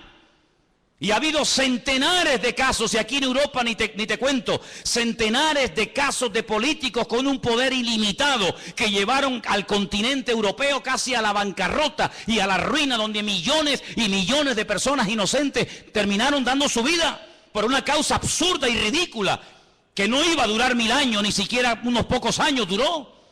Por lo tanto, amados hermanos, dice la Biblia que en los últimos tiempos el enemigo intentará seducir, incluso dice que algunos, por haberse enfriado, por haberse apartado de la verdad, escucharán a espíritus demoníacos, espíritus engañadores, por tener cauterizada la conciencia. Hay gente que es muy sensible a lo que nunca tenían que ser sensibles, y muy duros a las cosas que no tenían que ser duros. Y hermanos, tienes que plantearte esto delante del Señor seriamente. ¿A qué eres tú sensible? ¿A lo que me dicen? ¿A lo que no me dicen? ¿A lo que me hablan? ¿A lo que no me hablan? ¿Si vino? ¿Si no vino? ¿Si me llamó? ¿Si me saludó? No hay que ser sensibles a las tonterías. Hay que ser sensibles a la voz de Dios. El que tiene oídos para oír, oiga lo que el Espíritu Santo le dice a la iglesia. Hay que ser duros como piedras a las cosas de la carne, a cosas que ni me van ni me vienen. Pero hay que ser tremendamente sensibles y abiertos a la voz del Espíritu Santo hablando a la iglesia, porque como nunca antes en la historia, el Señor le está hablando a la iglesia en estos últimos tiempos. ¿Cuántos dicen amén? Y hay del creyente que no oiga a Dios. ¿Es que acaso Dios se ha quedado mudo? ¿Es que acaso el Señor no tiene nada que decir hoy en día al pueblo de Dios, cuando nunca en la historia han ocurrido cosas y están a punto de ocurrir otras tremendas? Cuando el mismo Señor Jesucristo le dijo a sus discípulos, os conviene que yo me vaya. Pero ¿qué actitud estáis desarrollando? ¿Pero qué os ocurre? ¿Por qué estáis tristes? Como si os fuera a dejar solos o huérfanos. ¿Pero qué estáis diciendo? Estáis fomentando, os estáis realimentando con una actitud de pobrecitos que nos quedamos solos. Eso no es de Dios. Eso no es de Dios, esa actitud. Os conviene que yo me vaya, aunque no lo entiendan, porque si yo no me voy, cosas nuevas no pueden venir. Se produciría en vuestra vida una dependencia casi diríamos que enfermiza, en el sentido de que no seríais capaces ni ir ni de aquí a la esquina. Pero tenéis que aprender a vivir, entre comillas, solos, enfrentaros a los problemas solos, organizar vuestro tiempo libre, tenéis que comenzar a desarrollar un nuevo estilo de vida. Y sobre todas las cosas, cuando yo me vaya, yo a la diestra del Padre le rogaré a mi Padre para que os envíe al Consolador, para que esté con vosotros para siempre. Yo no puedo estar de momento con vosotros para siempre, pero cuando Él venga, y la pregunta es, ¿vino o no vino? ¿Vino el Consolador? ¿Vino el Espíritu Santo a la iglesia, a este mundo, sí o no? Pues dice, Él tomará de lo mío y Él os lo hará saber. Las cosas que han de venir, Él te las va a susurrar al oído. Porque dice la Biblia que las cosas ocultas, pues ahí están ocultas, pero las cosas reveladas son para nosotros, sus siervos, los que creemos en Él y le honramos con todo el corazón. ¿Cuántos dicen amén? Así que para nosotros la Biblia no es como para el mundo un libro más, papel y tinta, muy interesante, sino que para nosotros la Biblia es un libro vivo a través del cual Dios nos habla, pero esta palabra, esta letra negra en hojas blancas, tiene que cobrar vida cuando viene el Espíritu que la inspiró. Y entonces Él nos recuerda las cosas, Él nos ilumina el camino, Él toma de Cristo y lo glorifica en nuestra vida. A eso tenemos que ser sensibles. Pero si entramos en un círculo de religiosidad, si no hay una renovación espiritual, si no hay un crecimiento, si hay una vida rutinaria, monótona, tú no te vas a enterar de nada. Pero dice la palabra del Señor que no solamente tenemos que acordarnos de su palabra, fijaros en el versículo 4, dice, acordaos de la ley de Moisés. En otras palabras, hay que echar un ojo al pasado, a lo que se dijo, a lo que se escribió, a lo que se profetizó, a lo que se reveló, pero también dice en el versículo 5, pero yo os envío al profeta Elías. Es decir, con un ojo miramos atrás a lo escrito y con un ojo miramos adelante a lo que está a punto de cumplirse. Hay gente que solamente mira atrás, hay gente que solamente mira al pasado. Incluso algunos cuando van a dar algún testimonio, te cuentan un testimonio de hace 10 años. Que está bien, gloria a Dios, lo que el Señor hizo en tu vida hace 10 años. Me parece muy bonito. Pero ¿y hoy? ¿Hoy? ¿Tienes algo nuevo que contar? O cuando te pida un testimonio vas a subir aquí y me vas a contar cómo te convertiste y cómo Dios te sanó y cómo Dios te liberó hace 40 años. Y ahora ya tienes 40 años más y no hay novedad, no hay renuevo en tu vida. No, mirar atrás a lo que se escribió, mirar a mi siervo, mirar a las profecías. Pero no se olviden que también hay que mirar adelante, a lo que viene. ¿Cuántos dicen amén? Y nosotros vamos a ser una generación que vamos a ver cosas que ninguna generación de la historia vio. Porque la Biblia dice que las cosas que ninguno vio, las cosas que ninguno oyó, son las que las verán y las experimentarán aquellas personas que aman al Señor. ¿Pero en qué estás metido tú? ¿Estudias la palabra? ¿Le preguntas cosas al Señor? ¿Le pides detalles? ¿Le pides información al Señor? Hermanos, cuando se captura a un soldado enemigo, se le interroga, se le saca información. ¿Dónde están los aviones? Dime, ¿dónde están las tropas? ¿Por dónde van a atacar? ¿Cuántos sois? ¿Cómo se llaman vuestros generales?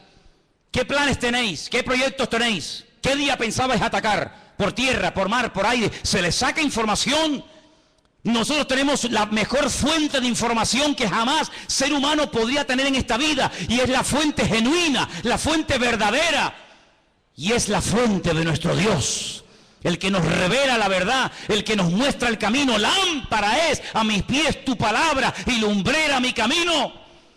Dice que es como una antorcha que alumbra en medio de las tinieblas, para que aquel día no os sorprenda como ladrón en la noche. Nosotros podemos saber quién será y quién no será el anticristo, hasta cómo se va a llamar, y cómo va a ser, y cómo va a hablar, y dónde va a vivir, y qué va a hacer, y dónde va a morir. Lo sabemos nosotros. ¿Por qué? Porque miramos a lo escrito, pero también miramos con suma cautela al futuro, porque sabemos que lo que se escribió se va a cumplir sí o sí en nuestros tiempos. ¿Cuántos dicen amén?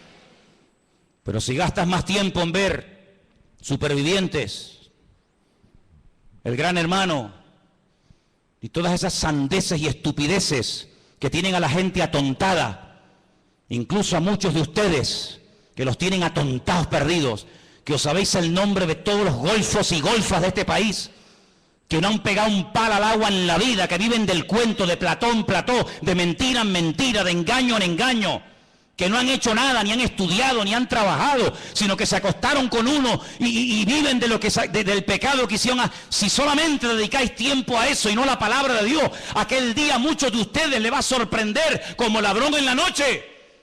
Pero el Señor dijo, ustedes no pueden ser así. Ustedes tienen que estar velando y orando para que el diablo no os sorprenda y para que no os quedéis sin aceite, sino que viváis renovados. Ahora, ¿qué ocurre con este pueblo? Entró en una actitud muy peligrosa y contagiosa. Dejadme que os diga algo. La salud no se contagia. Usted está sano y se junta un enfermo y su salud no contagia no contagia en el buen sentido de la palabra a ningún enfermo. Y aquí tenemos un gran enfermero entre nosotros que nos lo podría decir, y tenemos hermanos que entienden de esto. Usted va a un hospital, usted está sano, no tiene ninguna enfermedad, no tiene ningún problema, su salud no se transmite a nadie. Pero cuidado, hay algunas enfermedades que si no tomamos medidas preventivas, sí nos pueden ellos contaminar a nosotros. ¿Sí o no? Es una cosa increíble, ¿no? Como una manzana podrida puede afectar a todo un saco y no todo un saco a una sola. Es increíble, pero es así. Pero Dios nos habla a través de lo natural para que entendamos cómo funciona también el mundo espiritual. Ahora fíjense qué curioso, esta gente entró en una actitud de queja. Y la queja es el cáncer del espíritu que mata la fe del pueblo de Dios.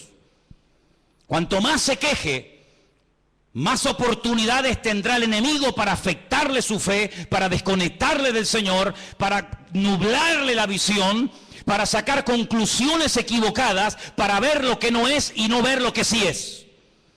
La queja es un pecado terrible que ha afectado a millones de seres humanos, pero lamentablemente de ministerios, de líderes de alabanza, de líderes de jóvenes y de creyentes en toda la faz de la tierra. Y a veces hablas con un creyente y habla exactamente igual que un inconverso, menos cuando entra al culto, que parece que se transforma y comienza en ese tiempito a comportarse como un cristiano, pero lo sacas del ambientillo y habla igual, se comporta igual, actúa igual, piensa igual, sus metas son exactamente iguales. ¿Por qué? Porque ha habido un cambio tal vez exterior, pero no ha habido un cambio, una transformación en lo más profundo de su corazón. Y quiero leerles un versículo en esta tarde que se encuentra en el libro de los Hechos. El libro de los Hechos, lo había apuntado por aquí. Un versículo muy interesante. Cuando Pedro está predicando su primer mensaje en el día de Pentecostés, en Hechos capítulo 2. Hechos capítulo 2.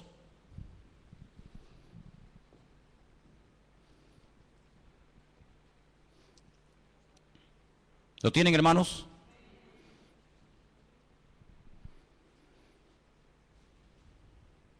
En Hechos capítulo 2 el apóstol Pedro se pone de pie y le dice a los creyentes que estaban en aquel lugar: ustedes lo que tienen que hacer es un cambio de actitud ya. Versículo 38. Pedro les dijo: arrepentíos y bautícese cada uno de vosotros en el nombre del Señor Jesús para el perdón de vuestros pecados y recibiréis el don del Espíritu Santo. El apóstol Pedro llama a aquellos judíos que han subido a Jerusalén a celebrar las fiestas, en este caso la fiesta de Pentecostés o de Shavuot, los llama al arrepentimiento. Ahora, no había subido una multitud de paganos, de idólatras de todas las naciones de la tierra para ir al templo de Jerusalén a adorar al Dios vivo, no. Habían subido multitudes, miles y miles de personas, familias enteras, habían ido a Jerusalén para adorar al Dios vivo, luego eran creyentes. No eran paganos, no eran idólatras, eran personas que viajaban de España, de Italia, de Grecia, de Babilonia, de Irán, de África, de todas partes del mundo, días, semanas enteras para ir a Jerusalén a adorar a Dios. Y a esas multitudes que iban cargados con sus ofrendas, con sus diezmos, a esas multitudes Pedro les dice: arrepentíos. En otras palabras, no solamente el arrepentimiento es para el inconverso, para el que practica la idolatría, para el que practica el pecado, sino que también el arrepentimiento, el cambio de vida, también es para el creyente y para el Hijo de Dios. ¿Cuántos dicen amén? Cada día tenemos que arrepentirnos de algo. Tenemos que arrepentirnos cada día siempre de algo, siempre y cuando te mires al espejo del Señor. Claro, si te miras en el espejo de otro que vive peor que tú eres un fuera serie. Pero si nos ponemos delante de la presencia del Señor, cada día nos damos cuenta de que hay algo en lo que tenemos que cambiar. Algo que tenemos que dejar atrás, una renovación, una transformación. Y por eso Pedro los llama al arrepentimiento. Por eso Pedro los confronta. Y más adelante, si siguiéramos leyendo su mensaje, dice que le dice a la multitud que el Señor está como retenido en el cielo hasta el tiempo de la restauración de todas las cosas. Y ahora, volviendo a Malaquías, nos encontramos que el Señor les dice al pueblo: cuando yo envíe a mi siervo a predicarles, dice en el versículo 2, vosotros los que teméis mi nombre, nacerá el sol de justicia, en sus alas traerá salvación. Esa palabra es la palabra marpé, que viene de un verbo hebreo que es rafá, que significa curación o sanidad. Así que realmente, más que salvación, porque la salvación no la tiene que traer el Señor, porque ya está aquí, ya hemos sido salvos por medio de la fe, dice la Biblia. Pero cuando el Señor viene, dice que viene a traer sanidad, viene a traer restauración. Y hay muchas personas que han nacido de nuevo, digamos que son salvas, pero están enfermas. Están enfermos en su alma. Por eso no pueden alabar a Dios, aunque sean cristianos. No pueden alabar a Dios, porque su alma está encarcelada. Y esa es una sensación que David experimentó un tiempo de su vida, no siempre, pero un tiempo de su vida. Él llegó a escribir en uno de sus muchos salmos: Señor, saca mi alma de la cárcel para que pueda alabar tu nombre. El rey David, el dulce cantor de Israel, el hombre más cerca del corazón de Dios, le pide a Dios: saca mi alma de la cárcel porque no te puedo alabar. Devuélveme el gozo de la salvación, que lo tuve pero lo he perdido. Renueva en mí un espíritu noble, un espíritu recto. Y cuando hagas esa obra transformadora en mi vida, cuando restaures mi alma, entonces los inconversos te conocerán y podré publicar las virtudes de aquel Dios que me llamó y me transformó. Hay tanta gente enferma en las iglesias, tanta gente enferma de recuerdos. Personas que sufrieron una herida hace montones de años y no se dejaron sanar. Personas que en la intimidad viven como inconversos y se llaman cristianos. Le dijo una vez el Señor a través de su siervo a una de las iglesias del Apocalipsis: tenéis nombre de que vivís y estáis muertos. Usaban un nombre que no hacía referencia a la situación real de la congregación y a la situación real de su vida. ¿Cómo se sabe si usted está vivo realmente? Primero, hay un deseo tremendo de alabar a Dios constante y permanentemente, ¿sí o no? ¿No se acuerda usted cuando comenzó a conquistar a su mujer? ¿Eras tan seco como eres hoy en día? ¿Eres tan antipático como a veces eres? ¿O tan frío, o tan no sé qué? ¿A que no? Ay, amigo. Le voy a pedir un día a las hermanas que traigan las poesías que tu marido te escribía antes de casarte contigo. Elena guarda todas las cartas, ni se te ocurra traer una, ¿eh? Elena tiene montañas de cartas que yo le escribía desde el ejército cuando estaba. Las cosas que uno decía para conquistar a esa mujer, ¿verdad? Uno no sé de dónde sacaba ese ramalazo de Gustavo Adolfo Bécquer. No sé de dónde sacaba uno eso. Después ya se acabó todo eso. Se acabó todo eso. Qué tremendo, ¿no? Pues eso es la primera característica de un cristiano que está vivo, que tiene ganas de alabar a Dios, porque está enamorado de ese Dios que le ha transformado la vida. Cuando un creyente no alaba a Dios, está enfermo. Está enfermo. Si usted no tiene ganas de alabar a Dios, tu amor hacia Él se ha apagado. Si tú ya no tienes ganas de decirle nada a tu esposa o a tu marido, es que tú ya no lo amas como al principio. Ya para ti el vivir o el convivir con él ya es como una especie de, bueno, esto es lo que hay.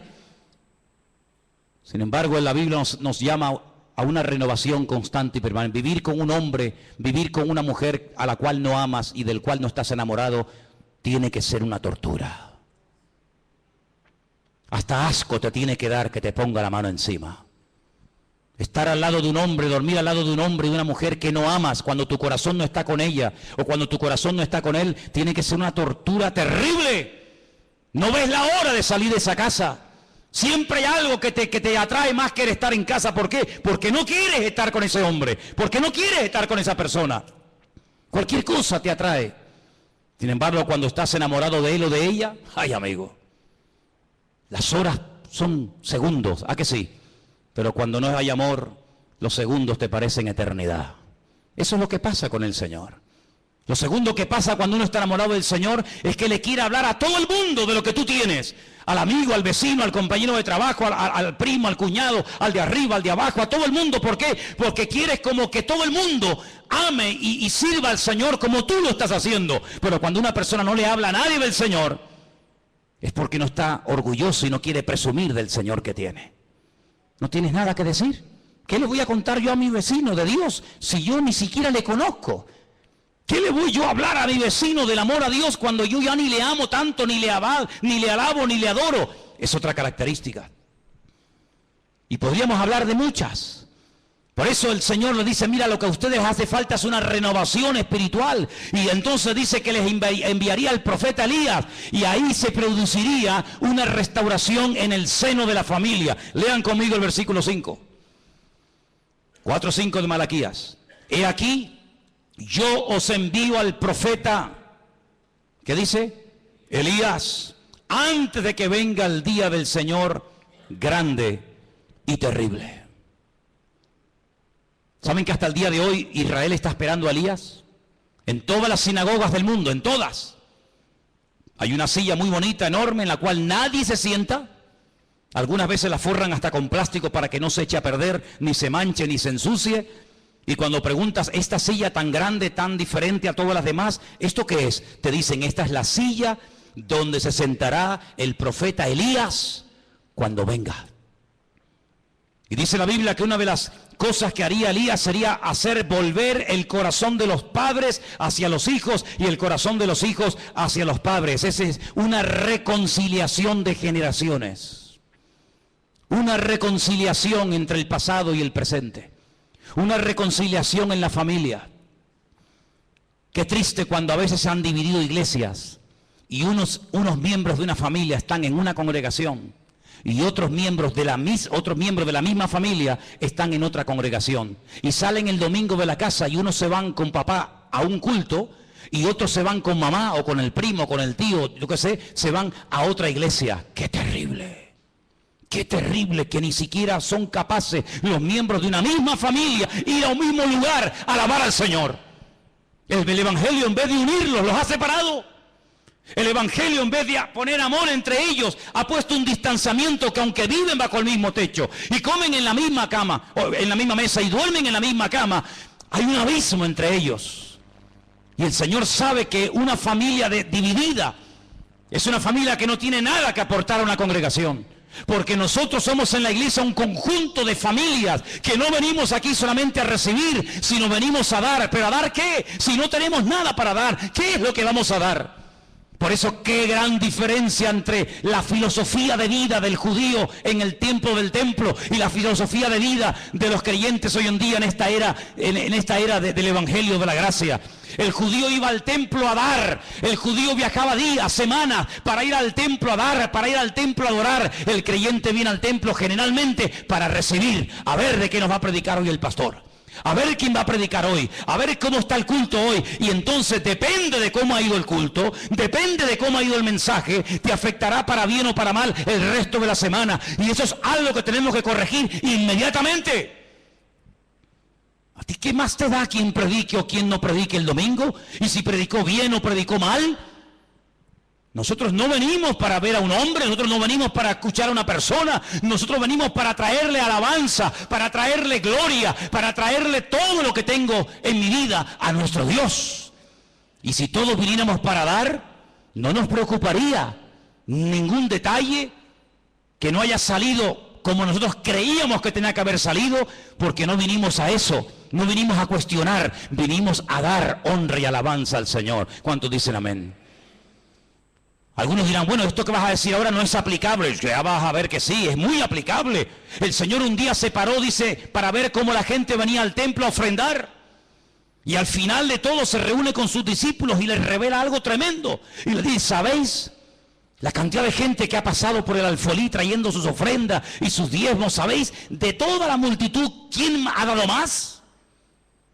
Los discípulos no contestaron, tal vez tuvieron miedo de dar una respuesta equivocada. El Señor le dijo, esta mujer, esta La viuda, que ni siquiera la Biblia nos dice cómo se llamaba. Esta es la que más ha dado. Unas moneditas. Pero ¿sabes qué? Todos estos que han pasado antes que ella han dado de las sobras. Y cuando uno da algo que le sobra, tú no estás dando nada. Si tú tienes ropa que ya no usas en tu casa y la das al rastro, tú no estás dando nada. Tú te estás desprendiendo de lo que ya no te gusta ni lo que ya no quieres usar.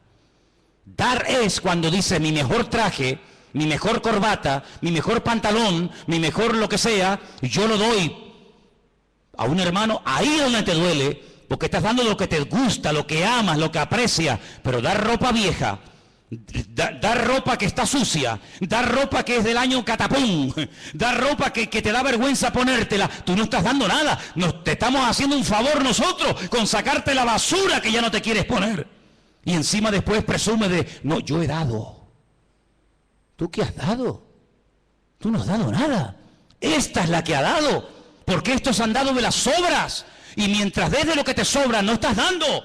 Pero esta ha dado todo cuanto tenía.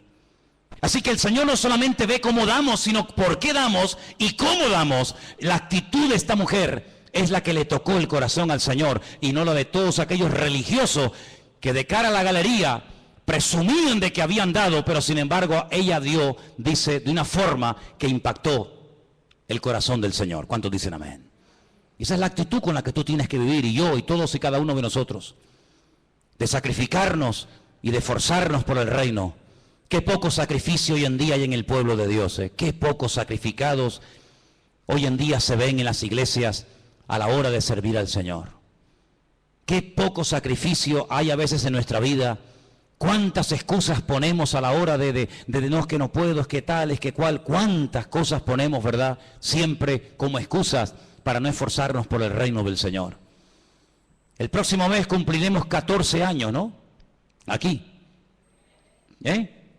Este mes de mayo cumplimos aquí 14 años. 14 años que se dice pronto. Sin el esfuerzo, sin el apoyo de un remanente fiel que siempre ha habido, hubiera sido prácticamente imposible llegar a este punto. Los que vienen y van, los que hoy en día los ves aquí saltando y brincando, y la semana que viene ni sabes si vendrán. Una iglesia no se sostiene de esa manera, pero cuando hay hombres y mujeres fieles que preguntan, oye, ¿cómo va la obra? Oye, ¿hace falta algo? ¿Hay algún necesitado entre nosotros? ¿Hay alguna carencia? Con ese tipo de personas, con ese tipo de actitud, es que con el que se sustenta la obra, con el que se mantiene la fidelidad de una congregación. Y podemos decir, 14 años hemos estado aquí. ¿Por qué? Porque ha habido gente fiel, que a veces se ha sacrificado y le ha dado al Señor lo que saben que tenían que haberle dado. ¿Cuántos dicen amén? El profeta Elías, sabemos que era Juan el Bautista. Un hombre que vino antes del Señor y aproximadamente durante un año trajo un ministerio de restauración. Produjo una revolución, creó una expectativa en el pueblo de Israel, pero él siempre decía, yo no soy el que tiene que venir, yo solamente soy la voz de uno que clama en el desierto, pero el que viene detrás de mí, a ese es al que tenéis que oír y a ese es al que tenéis que escuchar. Pero antes, dejadme que os lleve al capítulo 3, verso 2, donde dice, ¿cómo será el día del Señor? Capítulo 3, verso 2 dice, ¿quién podrá soportar el tiempo de su venida? ¿Quién? ¿Quién podrá estar en pie cuando Él se manifieste? Cuando el Señor venga, toda la humanidad, aunque te cueste entenderlo, todos tendrán que ponerse de rodillas. Todos. Toda rodilla se doblará, dice la Biblia. Toda rodilla se doblará. Por eso dice aquí, ¿quién podrá estar en pie cuando Él se manifieste? Porque Él es como fuego purificador y como jabón de lavadores. Es decir, que el día del Señor será para lavar, será para quemar la escoria, será un tiempo de purificación. Pero al mismo tiempo, la venida del Señor, el día del Señor, en el capítulo 3, verso 17 dice lo siguiente para nosotros. Serán para mí un especial tesoro. Ha dicho el Señor de los ejércitos, en el día en el que yo actúe, los perdonaré como el hombre que perdona a su hijo, que le sirve. Es decir, para uno será fuego devorador, fuego consumidor, pero para otros será el mejor día del mundo cuando el Señor venga con su presencia. Porque dejadme que os diga algo, en la primera venida el Señor lo hizo al revés. Es una cosa curiosa. En la primera venida el Señor no quitó el pecado. El Señor lo que hizo fue que condenó, venció, derrotó al pecado, pero no a sus consecuencias. Por eso la gente sigue muriendo de enfermedades, por eso siguen habiendo asesinatos, violaciones, secuestros, guerras. Pero si Él ya murió, si el diablo está vencido, pero lo hizo al revés. Las consecuencias se eliminarán, desaparecerán en su segunda venida, en el día del Señor. El pecado lo superó, pagó el precio de nuestros pecados con su primera venida, pero las consecuencias aún se siguen experimentando. El alma que pecare, esa morirá, dice la Biblia. Pero en su segunda venida dice la Biblia que las consecuencias del pecado se eliminarán. Por eso dice que ya nadie va a llorar más, nadie va a morir, nadie tendrá enfermedades. ¿Por qué? Porque su segunda venida será no solamente un tiempo de purificación y de bendición, sino que Él quitará toda maldición de la tierra. La palabra maldición, jerén, se puede traducir de dos formas, de un término polivalente, por destrucción o por maldición. Hasta el día de hoy las maldiciones hereditarias en los que aborrecen al Señor se siguen manifestando. Hasta el día de hoy el diablo sigue hurtando, matando y destruyendo, aunque está vencido.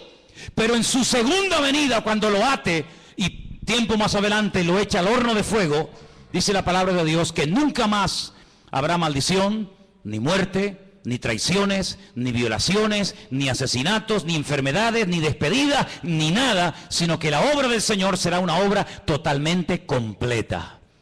Ahora, en Nazaret, donde el Señor se crió, Él fue un día a la sinagoga y dice que lo invitaron a leer. Y él leyó la siguiente porción, si quieren venir conmigo, en Lucas 4:16. El Señor entra a la sinagoga de Nazaret y lee una porción muy interesante del profeta Isaías. Y dice lo siguiente, Lucas 4, versículo 16. Vino a Nazaret donde él se había criado y en el día de reposo entró en la sinagoga conforme a su costumbre y se levantó a leer. Es decir, que el Señor entraba a la sinagoga y no pasaba desapercibida su presencia. Él participaba, leyendo, orando, sanando. No vemos al Señor de una forma ahí oculto en la sinagoga, sino que cada vez que lo vemos en el interior de una sinagoga, lo vemos siempre haciendo algo. Y en este caso dice que se levanta ahora a leer y se le dio el libro del profeta Isaías. Y habiendo abierto el libro, halló el lugar donde estaba escrito. Escuche, esta es la porción, qué bueno que lo tenemos en la Biblia, sabemos lo que él leyó ese día, y fue esto. El Espíritu del Señor está sobre mí, por cuanto me ha ungido para dar buenas nuevas a los pobres. Me ha enviado a sanar a los quebrantados de corazón, a pregonar libertad a los cautivos, vista a los ciegos, a poner en libertad a los oprimidos y a predicar el año agradable del Señor. Enrollando el libro se lo dio al ministro y se sentó, y los ojos de todos en la sinagoga estaban fijos en él. Comenzó a decirles, hoy se ha cumplido esta escritura delante de todos vosotros. Esa escritura que el Señor leyó se encuentra en el libro del profeta Isaías capítulo 61. Cuando lleguen a casa, buscan Isaías 61, versículo 1 y versículo 2. Y se van a dar cuenta de que el Señor hizo algo muy interesante, que generalmente no se suele hacer. Cuando yo le pido a un hermano, a alguien que suba aquí a traer una lectura, el hermano lee los versículos completos. Nunca ningún hermano subirá a la plataforma y leerá los versículos, digamos, como cortados. Bueno, leo desde aquí hasta aquí, pero el resto del versículo no lo leo. El Señor sí lo hizo. Si ustedes después comprueban en casa, la lectura que él lee de Isaías 61, él la corta. No termina así. No termina así el versículo que él está leyendo, no termina diciendo a predicar el año agradable del Señor, sino que dice más, pero a propósito paró. Y el resto no lo leyó. Y cuando él se siente, la gente se le queda mirando como diciendo, pero ¿por qué ha leído así? ¿Por qué ha cortado? ¿Por qué ha mutilado el texto? Y se le quedan mirando, él se levanta y dice, ¿sabéis una cosa? Esto que acabo de leer, esta porción que acabo de leer, se ha cumplido hoy delante de todos vosotros. Es decir, él te está diciendo que en su primera venida, en su primera manifestación visible, lo que él acaba de leer iba a ser la tónica, lo normal en su ministerio. Libertad, sanidad, predicación del evangelio en las calles, sanar a los quebrantados de corazón, etcétera, etcétera. Pero la otra parte no tenía que ver con su primera venida, sino con su segunda venida, y es de la cual está hablando el profeta Malaquías. Luego nosotros creemos, y es muy claro en la palabra, que el Mesías vendría 2 veces. Una primera vez para cumplir con lo que hemos leído esta tarde, y una segunda vez, que es la que nosotros viviremos y experimentaremos y veremos, que tenemos que conocer los detalles y las cosas que van a ocurrir en su segunda venida. Porque si yo en esta tarde les preguntara a muchos de ustedes, decidme cosas que ocurrieron durante la primera manifestación visible del Señor, cosas que hacía, cosas que se producían, todos estáis puestos en el tema. Uno me dirán, pues sanaba a los ciegos, echaba fuera a los demonios, multiplicaba los panes y los peces, convertía el agua en vino, multiplicaba... Bien. Pero la segunda venida es la que a nosotros nos va a afectar directamente. Nosotros no estuvimos en su primera venida, no lo vimos, no estábamos allí. Creemos por fe lo que otras personas vieron y que escribieron y nos ha llegado hasta nosotros. Y creemos a pie juntillas que los testigos oculares de su primera venida, lo que vieron y lo que experimentaron, lo transmitieron fielmente hasta nuestros días. Amén, hermanos. Pero allí no estuvimos. Yo no escuché de labios de Cristo el sermón del monte. Yo no vi cómo sanaba al ciego poniéndole barra en los ojos y mandándolo a lavarse al estanque de Siloé. Yo no lo vi cuando entró en el estanque de Betesda y le dijo a aquel paralítico, levántate, toma tu lecho y anda. Yo no estaba en la barca y lo vi caminando por encima de las aguas. No estuve en el monte de la Calavera viendo cómo lo clavaban. Y no estuve en el día de Pentecostés viendo a aquella multitud recibiendo el poder del Espíritu Santo. No estuve allí. Nosotros creemos en todos esos detalles porque creemos que lo vieron y lo experimentaron, lo transmitieron no solamente oralmente, sino por la Escritura. Pero amados hermanos, a nosotros sí nos va a afectar la manifestación del anticristo.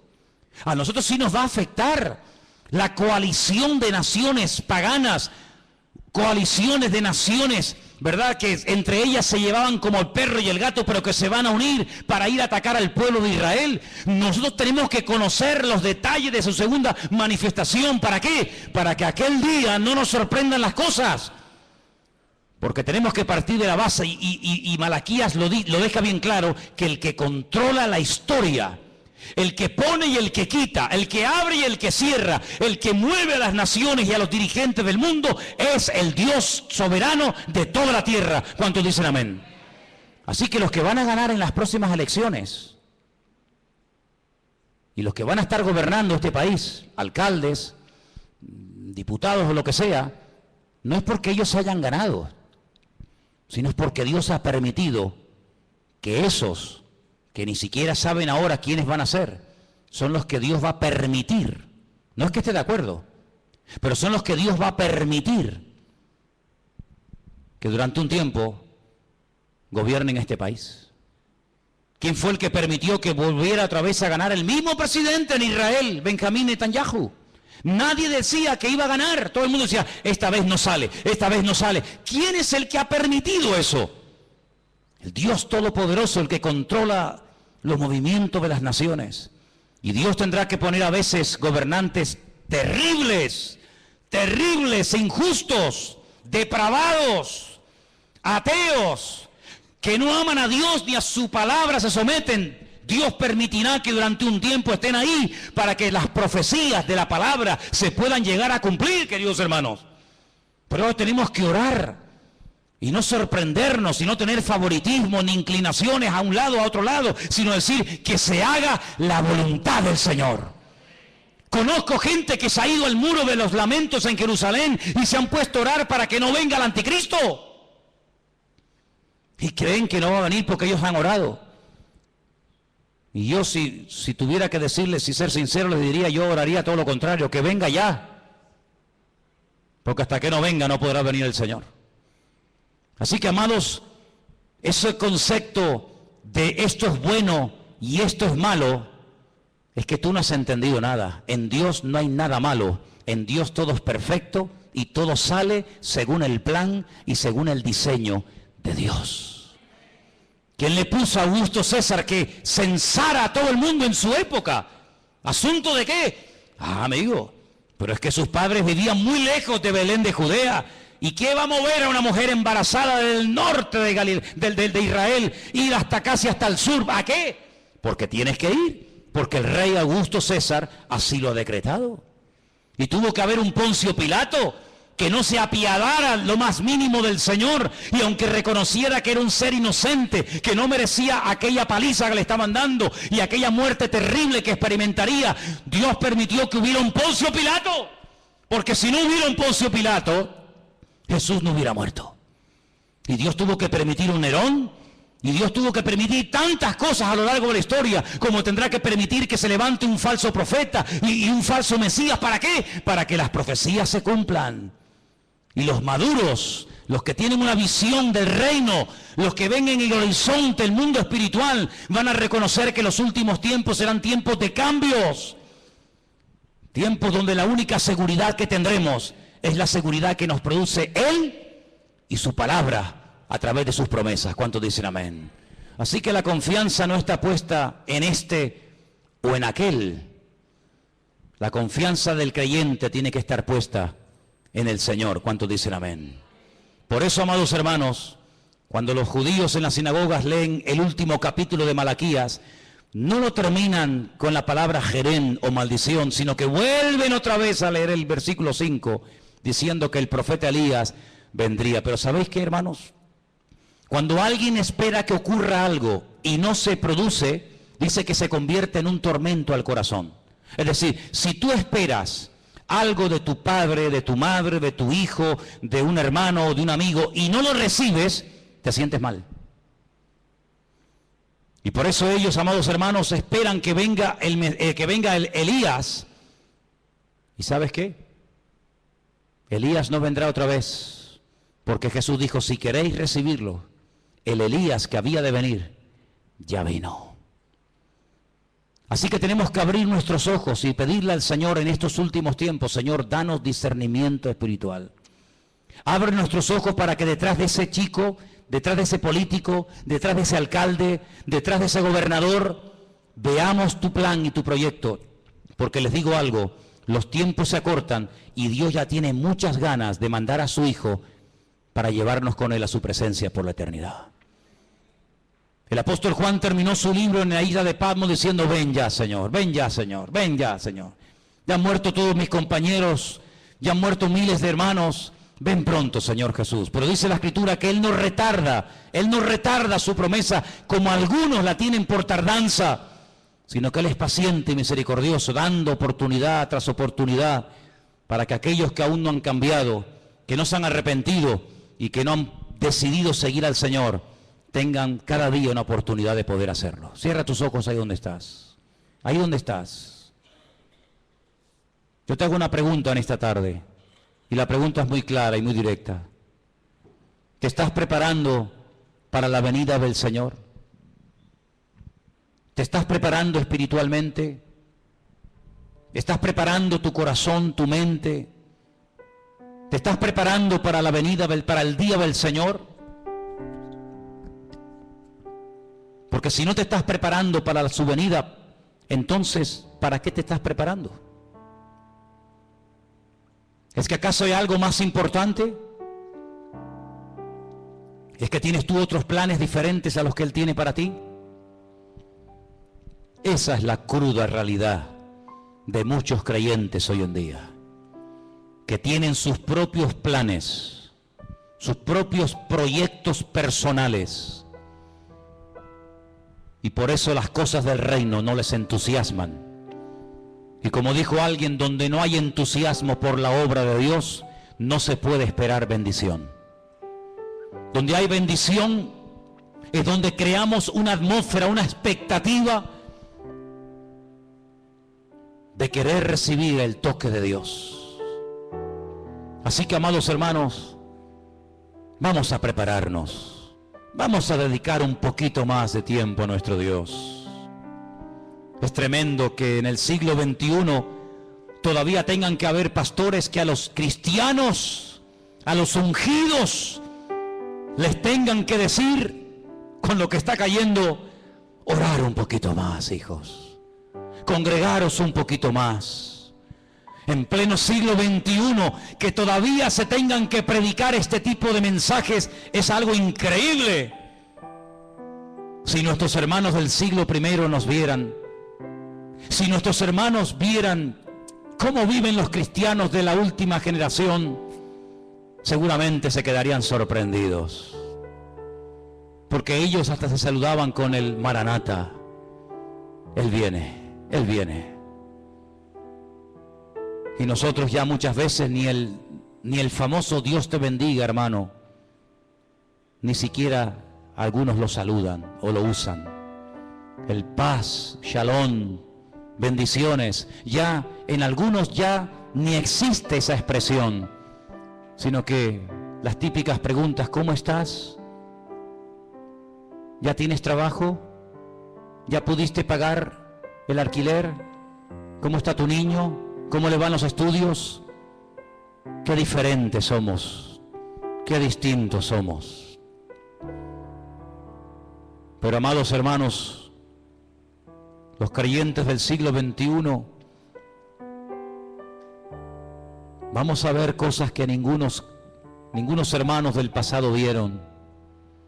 Profecías que durante miles de años han estado dormidas, comenzarán a cumplirse delante de nuestros ojos. Y solamente para aquellos hombres y mujeres que le aman y le sirven de verdad, solamente para ellos, la bendición de Dios les alcanzará. Algunos esperan que venga Elías, otros esperan que gane este partido o el otro, otros esperan que venga trabajo, otros esperan que ciertas y determinadas leyes se aprueben o no. Nosotros esperamos en Dios, nosotros esperamos solamente en Él. Encomendamos a Él nuestro camino, confiamos en Él, y tú lo harás como tú quieras, Señor. Te pedimos por el futuro de este país, Señor. Te pedimos por este país pagano, rebelde y soberbio. Te pedimos por este país que le ha dado las espaldas al Señor, al Creador del universo. Te pedimos, Señor, que desde la Casa Real hasta el presidente del gobierno y todas y cada una de las autoridades civiles y militares de este país se doblen delante del Señor y le pidan perdón por haber masacrado a millones de personas a lo largo de la historia en nombre de la religión. Te pedimos, Señor, que traigas un espíritu de arrepentimiento a España y que los líderes reconozcan que sin Dios este país no tiene remedio y esta nación nunca levantará cabeza hasta que le pida perdón a Dios, le pida perdón al pueblo de Dios, le pida perdón a Israel y se humillen delante del Señor y se desprendan de toda la idolatría que han fomentado y han mantenido durante siglos y siglos. Trae, Señor, un espíritu de arrepentimiento a España. Nosotros, Señor, oramos y te pedimos perdón. No deberíamos ser nosotros, pero lo hacemos. Y pedimos perdón, Señor, por la sangre inocente que en este país se ha derramado, por la gente que ha muerto en la hoguera, por leer la Biblia, por ser judío, por ser un verdadero hijo de Dios. En esta tarde, Señor, nos humillamos delante de tu altar y pedimos, Señor, que esos lugares, esos principados, esos lugares de culto, de adoración pagana, como es Santiago de Compostela, como es la Basílica del Pilar en Zaragoza, como es la Almudena en la capital de España, Madrid, como es la Macarena en Sevilla, como es la Virgen de Candelaria aquí en Tenerife, como es la Virgen del Pino en Las Palmas y tantos lugares de paganismo y de idolatría. Señor, que la gente reconozca que el único camino, la verdad y la vida se llama Jesucristo, el Hijo de Dios, el Dios viviente, el que murió y resucitó por nosotros. Señor, sana la herida de este pueblo, sana la herida de esta nación, Señor. No confiamos en los hombres, solamente confiamos en el Señor nuestro Dios. Yahweh Sebaot, el Señor nuestro Dios, uno es, y a Él adoramos y honramos. Y pedimos, Señor, que tengas misericordia. Y mira, Señor, estas próximas elecciones, estos movimientos que los hombres están haciendo para hacerse con el poder sin consultar contigo. El poder no viene por la fuerza. Maldito el hombre que confía en el hombre. Que no se alabe el sabio en su sabiduría, que no se alabe el valiente en su fuerza, sino alabes en esto el que se hubiere de alabar, en conocerme y en entenderme y en cumplir con mi voluntad. Bendice las iglesias que predican tu palabra.